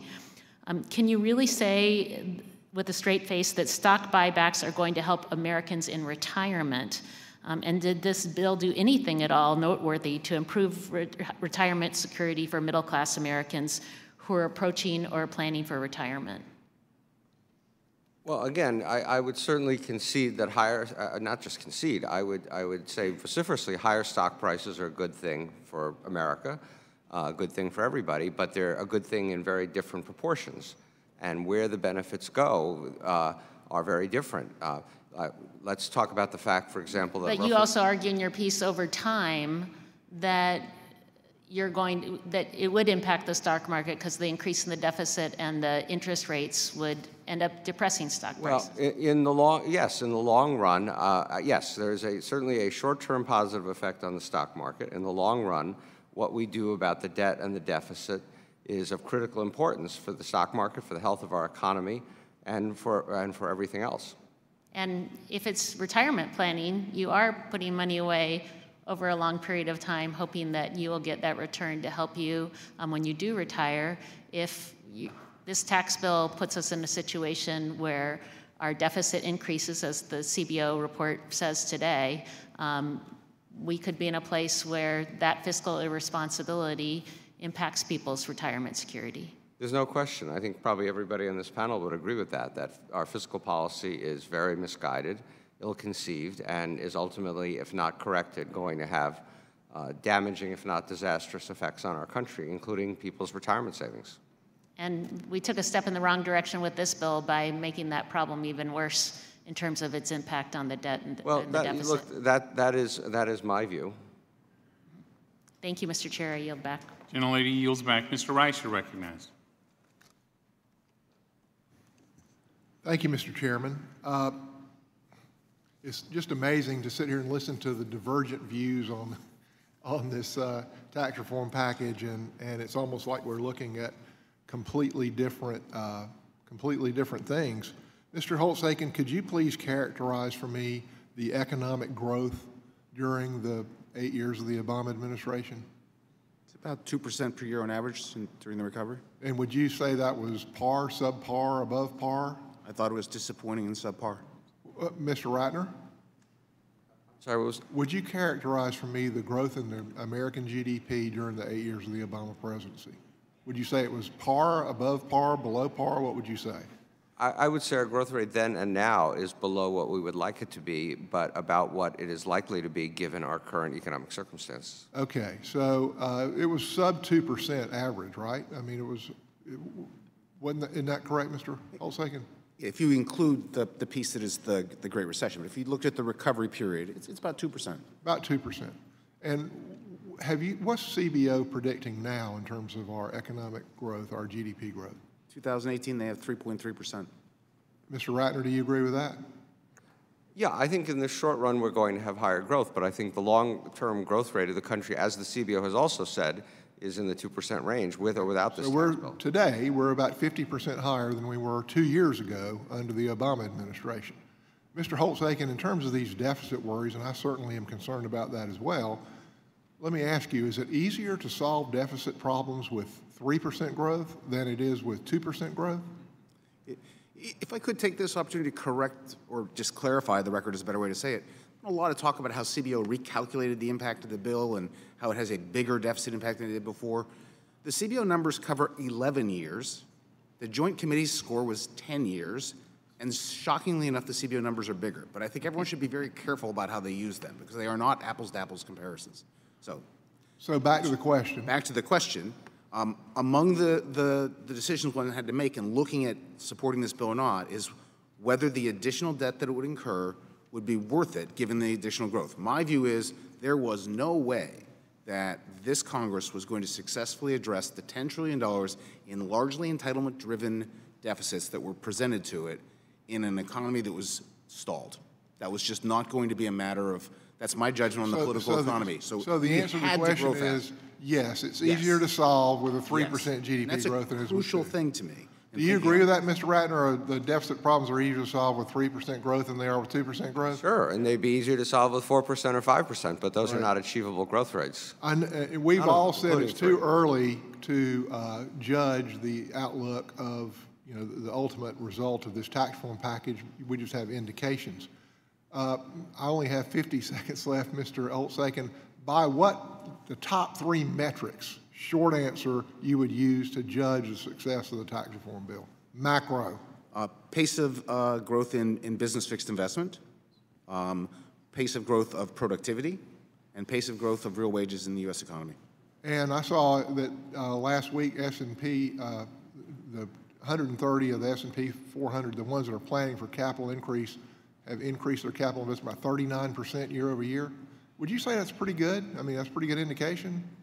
It's a good start. Yeah, it's a good start. And by those 3 metrics, just given these very early indications that we have, would you say this bill has been successful or unsuccessful? As I said in my written testimony, the early indications are promising, but they're not conclusive, and I look forward to more evidence. I think I got 4 seconds left, Mr. Chairman. I yield back. Coming from the Carolinas, you can't say anything in 4 seconds. So I know how that works. We all know how that works. Mr. Crowley, you, on the other hand, can say a lot in 4 seconds. I can indeed, Mr. Chairman. I intend to. So thank you very much for giving me the time. Let me thank you all for being here today, and welcome to the New World Order, or at least how we do business here in the House of Representatives. This is the first hearing on this bill that I recollect we've ever had, except it happened after the bill became law. Understand that. We didn't have a single hearing on this legislation before it was passed here in the committee or on the House floor. Not a single one. And we're now having a hearing here today to extol its virtues. It's interesting to know that less than 40% of Americans support this law as is. At best, it's a stagnant appreciation of this legislation. But I think it's telling about where the American public is at this. This scam that was passed and the way in which it was done, nobody cares about how sausage gets made unless the sausage tastes bad. And then they want to know how it got made. And I think the more the American people understand the process of lack of hearings, of fully understanding what was in this bill when it was passed, is going to be telling in the years to come. What's particularly shameful is what my Republican colleagues did to the American people's access to health care just to get this scam bill passed. Thanks to this bill, we've already seen premium rates increase in the individual market. In Maryland, insurers are planning to increase rates by 30%. All told, with executive actions from the Trump administration, the GOP plan will lead to a double-digit rate increase across the nation. Can you believe it? Not only did Republicans give trillions in tax cuts to corporations, but they also made health care practically a luxury item for many working Americans today. These are simply the facts. Even Republicans are acknowledging the devastating impact of this tax scam on the affordable health care of Americans. Just 2 weeks ago, former HHS Secretary and House Budget Chairman Tom Price admitted that the GOP bill is responsible for higher premiums. In his own words, repealing the individual mandate, and I quote, will actually harm the pool in the exchange market because you'll likely have individuals who are younger and healthier not participating in that market. And consequently, That drives up the cost for other folks within the market. Sounds like what we Democrats have been saying for a long time. So again, I say their actions are shameful. What's more, the GOP bill, a law, to bring a $15.4 billion, or the bill to bring a $15.4 billion rescissions package up for a vote next week. This package strips funding from the Child Health Insurance Program, the CHIP program, and the Center for Medicare and Medicaid Innovation, all to pay for this tax bill. The evidence is clear. The tax scam that was passed is putting health care out of reach for millions of Americans, and that in its effect is shameful. Mr. Ratner, thank you for being here today for testimony. You and I stand wholeheartedly together on this issue of this bill. Last fall, a tax reform markup was a missed opportunity for bipartisanship, much needed to reform our nation's tax code. It's disheartening and frustrating to hear the figures that you presented. Thanks to this scam that was passed, the deficit will grow up to $2.7 trillion. Hourly earnings are stagnant and real wages are declining, and the pace of hiring is slowing down. Mr. Ratner, what specific provisions in the Republican bill do you think will lead to the surges in premiums that we're expecting this year? You're speaking of health insurance? Yeah, health insurance. Well, I think, as you said, and obviously it's not the, well, it was in the tax bill, you're right. Obviously, as Secretary Price acknowledged, repealing the individual mandate simply weakens the exchanges, puts only the less healthy people into the exchanges. The more healthy people stay out of the exchanges because they're no longer required to. And so for the people who do have to buy insurance, premiums go up. I think this has been well documented. I think there's no confusion or disagreement about it, although the chairman may put something in the record to contradict me. That's, I think, well established. I appreciate, Mr. Chairman. I would just say that I appreciate Mr. Ratner's response and is indicative as to why premiums will go up because of the result of this bill becoming law. Thank you, Mr. Crowley. Mr. Schweiker, you're recognized. Thank you, Mr. Chairman. Look, we're living in a fascinating world where partisanship now is a key button on your calculator and distorts math. I'm going to try to do this as quickly as possible because we're being given 4 minutes. If I even take a look at the last 2 years of CBO numbers, we were originally looking a couple of years ago at a projection for 2018 of 1.9. Then we moved up to 2.1, then to 2.3. Then we all got excited when they were saying, hey, 2018 might be 2.9. Now they gave us 3.3, and I know that's a snapshot of GDP now, but that's as of yesterday. So something's happening when even joint tax or CBO is constantly upward revision. We're only 136 days into this new law. So in some ways, a lot of our comments for all of us are a bit absurd because we're trying to impute what we're seeing in small snapshots. Last month, industrial production up 0.7%. Wonderful number. But even some of the theater of the top 20% in the old tax law were responsible for 84% of all federal income tax. The new law actually is more progressive. Now that top 20% is responsible for 87% of all federal taxes. The new law actually got more progressive. IMF says the increased world growth, they give half that increased world growth to the U.S. tax policy. We're actually benefiting the entire world. Mr. Holzhecken, I'm going to ask you to have a conversation with me about debt to GDP and how there seems to be a misunderstanding that the calculation that's most important to the fragility of our society is not the debt number, it's the debt to the size of our economy. Last thing, in actually bathing in this last CBO report, the fragility to economic growth in that CBO report, a couple things popped out. One was how much of the tax changes American people were just going to spend and not put into capital stock. As we've already seen in the most recent couple data sets, Americans are paying down debt and saving more than we modeled, meaning capital stock is increasing. That is actually very hopeful, particularly for the interest rate futures curve. Labor force participation was the second barrier to economic growth, and that's something I know Mr. Ratner and others have written about, saying we have only such an available labor pool. Well, we're already starting to see some data in the U6 of the number of disaffected, marginalized, felons, other parts of our population that have had a really rough decade actually moving back into the labor force. That should be being celebrated by both the left and the right that our brothers and sisters who've had a really crappy decade are finding employment and upward movement in their salaries. Can you talk to me about, in our last minute, and then I have a board I want to show, debt to GDP, and if we could actually just stay at these higher growth rates for just a few years, what those ratios mean to our future? I think they're crucial. If you look, for example, at the CBO baseline, debt to GDP goes from about 74 to nearly 100%. And that trajectory was... And that was happening before the tax changes. That was demographics. I've been saying this since 2003 at this table, and it hasn't been changed. And so it has nothing to do with the Tax Cuts and Jobs Act. It has everything to do with the entitlement programs, the demography, and healthcare costs. And nothing's been done about it.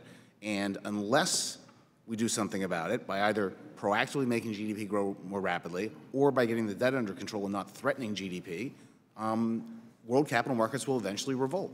Now, this is a little bit tricky, but if you actually go back and read joint tax, a couple reports back in December, really interesting if you actually look at what they said it would cost, what was going to come in international taxes, then what they modeled as economic growth. Now, most of that economic growth that was coming in, if you actually read the footnotes, comes from the corporate tax side.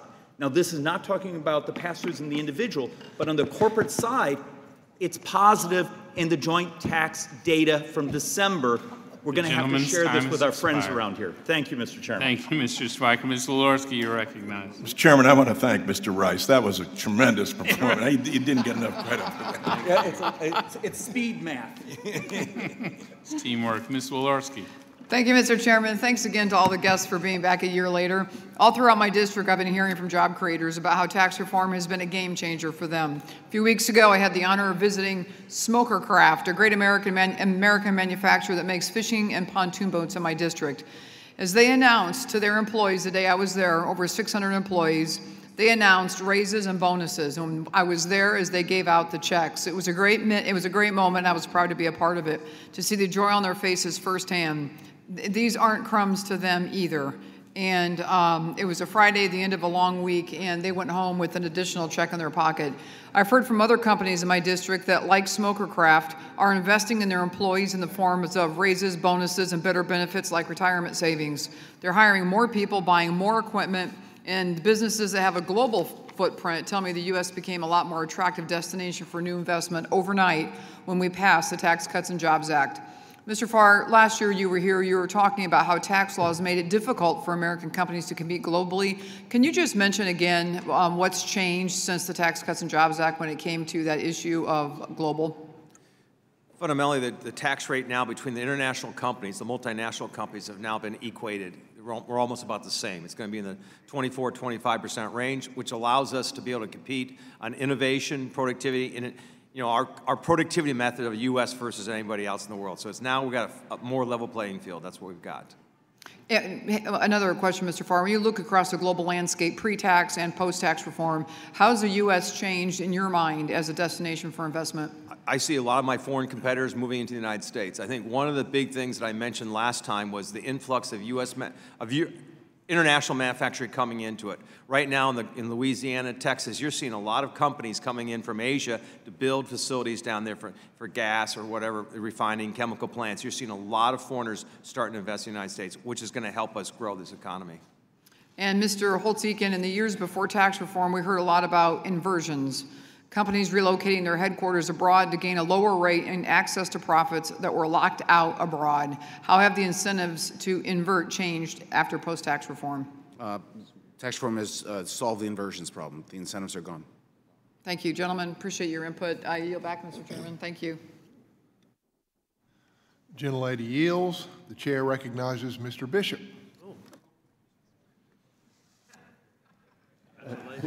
Well, thank you all for taking the time to be here, and I appreciate the fact that you've been here for almost 3 hours now and answering questions. I sat through this entire hearing, and it's amazing to me how we get a different perspective on what's really happening in the world.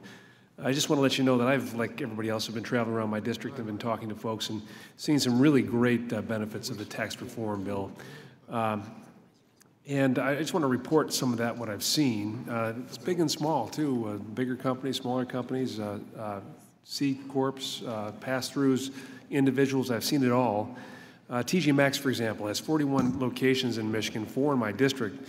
They gave bonuses, increased retirement plan, parental leave, enhanced vacation benefits, and charitable donations. Best Buy has 5 stores in and around my district. They give a $1,000 bonus to all their full-time employees. Starbucks has 15 locations in my district. $500 stock grants for all retail employees, $2,000 stock grants for store managers. And on a national level, Starbucks is also committed to wage increases, providing new locations and jobs, and increased parental leave. Consumers Energy, one of the important utilities in my district, passed along their savings in the tax reform. They'll be lowering customer bills by approximately $200 million starting in 2018 as a direct result of the tax reform. In a statement to the company, they said, "We are thrilled to be able to pass along 100% of the savings tax reform to the people we are privileged to serve." DTE Energy, the utility, also passed along savings to the customers. DTE has 2.2 million electric and 1.3 million gas customers, and in 2018 they passed along a savings of $190 million in the form of lower utility bills. Penske Automotive, one of our great automotive companies. Penske is an international transportation service company headquartered in Metro Detroit. They've enhanced the company's 401 savings plan. They doubled the company matching contributions. In the company's words, the increase will provide a recurring annual benefit to our employees. There are so many other ways I see it. Farmers, I've spoken to farmers. They're able to use this accelerated expensing to invest in their own businesses, and these family farms are absolutely going in a different direction than they were. It's been a lifesaver for them. Complete companies in Lake Orion, Michigan. Small company, 250 employees. They now have a retirement plan. There's so many different examples of what we see with this tax reform. But the biggest announcement came from the global automaker Fiat Chrysler, whose presence in my district includes 3,700 employees, over 2,000 retirees, 129 suppliers, and 7 dealerships. It's huge. And now they're bringing back a dealership or manufacturing of the Ram truck from Mexico. Now, I just used all my time because I have been sitting here listening to all this, and I can't believe that there's been so much negative. Everything that I'm hearing is positive. The biggest problem we have is workforce. We don't have enough people to fill the expanding economy. And Dr. Holtz-Eakin, I wonder if you can just share with us how important that is. I read in your testimony about the labor force participation rate. We're at about 63%. If you can just quickly share with us your concerns about that.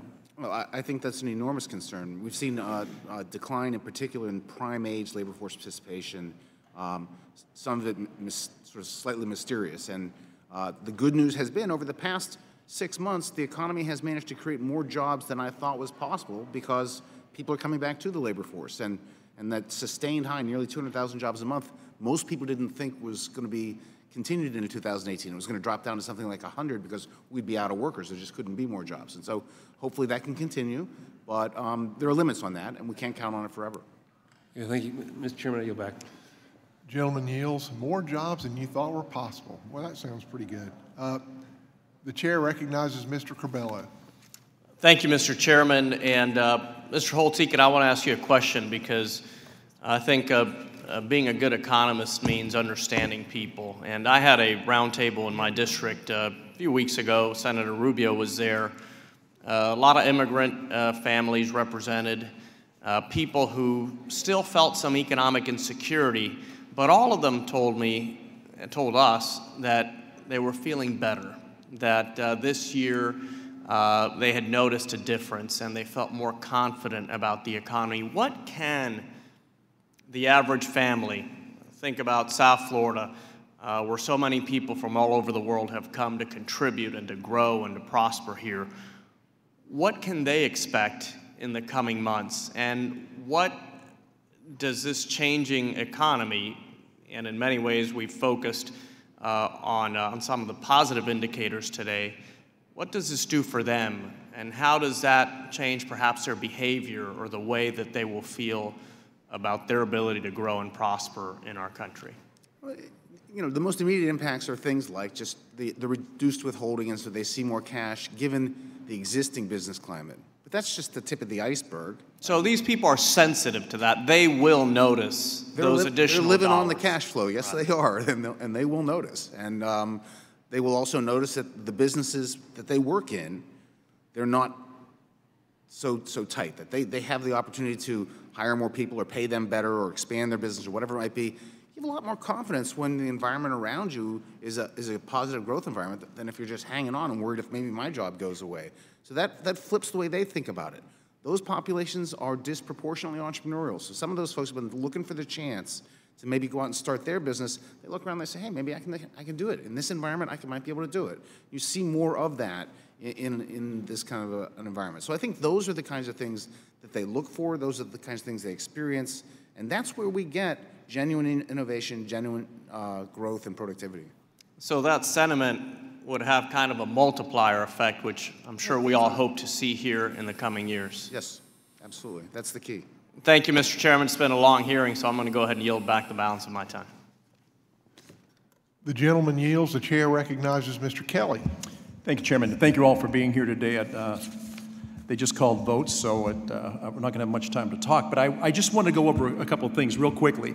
Earlier, I heard that we didn't have any hearings on this. Just to kind of go back over, in the 112th Congress, we had 20 hearings on tax reform. In the 113th Congress, we had 8 hearings on tax reform. That's all in Ways and Means. 114th Congress, we had 8 meetings on tax reform or hearings on tax reform. On the 115th, we had 5 hearings on tax reform. So it's hard for me to sit back and listen to people say, we never even talked about this before. The other thing, and Mr. Ratner, I agree with you. Our debt is absolutely the scariest thing we have going. My question would be, on January the 20th of 2009, our debt stood at $10.6 trillion. At the end of the Obama administration, it was $19.9 trillion. At what point did people become alarmed at our debt and our deficit? Did it just happen suddenly as we had a new administration come in and we passed the Tax Cuts and Jobs Act? Or when did this actually register? Well, look, people have been concerned about our debt for a long time. Pete Peterson, who sadly just passed away, has been talking about it since the 1970s. The problem is that as yet, for whatever set of reasons, the markets have not yet found this an unsustainable level of debt. And indeed, there are many who think even the future rate of debt increases won't be unsustainable from a market point of view. So we haven't had the kind of debt crisis that would force us to make the tough decisions. Yeah, but it's coming. It's coming. Now, the others, and Doug, thanks for being here. I think the one thing we've always worried about, we keep addressing certain parts of what the problem is, but we don't address the real the cost of this debt. What is driving our debt to the height that it's going? And we don't have a complete turnaround plan. This is step one. And so I think from a business standpoint, it was great for us to champion that. The other issue, though, does come down to the fact that at some point, we're going to have to realize that some of these entitlements, and my friend Mr. Larson talks about, they're called entitlements because people are entitled to them after a certain age or a certain financial situation. I get it that they're entitled to them. But since their inception, some of these programs have morphed into something completely different than it was initially designed for. Doug, if you could kind of brief us on that. And listen, I thank you all for coming in and listening to us and trying to help us through this difficult situation. But Doug, unless we do a complete turnaround program, we're increasing revenues, but we can't handle the debt load. So I think there are 2 important aspects to this. The first is the sort of pace of growth. You know, Medicare at 8% per year, Social Security at 7.2% per year, Medicaid 5.5% per year. We will never get revenues growing at those rates, and so they are growing more rapidly than they can be supported, and that's the budgetary danger. The sadder part about this is that social insurance programs were meant to insulate people from the financial risks of either getting old or getting ill or whatever it might be. Those programs are now a source of financial risk. Social Security in 13 years is going to cut people's benefits by 25% across the board in retirement. It's unthinkable. And it's a disservice to the beneficiaries to leave those programs in that condition. They are now the problem instead of the solution. And I find it mystifying that no one is trying to fix them. Yeah, we do have a piece of legislation, by the way, called the Retirement Enhancement and Savings Act that would really be beneficial to every single American. The other thing I just want to leave with you, I keep hearing about the cost of what we did. Can anybody even imagine the cost of us doing nothing? So you all see it every day. We could have sat back and said, hey, can't tackle this. But I got to tell you, the cost of doing nothing would have been incredibly destroying our entire country. We really are in a global economy. You have to take a look at the game films to see why we're losing and who we're losing to and how we adjust. Thank you. Thank you, Chairman. Gentleman yields. I would like to thank our witnesses for appearing before us today. Please be advised that members have 2 weeks to submit written questions to be answered later in writing. Those questions and your answers will be made part of the formal hearing record. With that, the committee stands adjourned.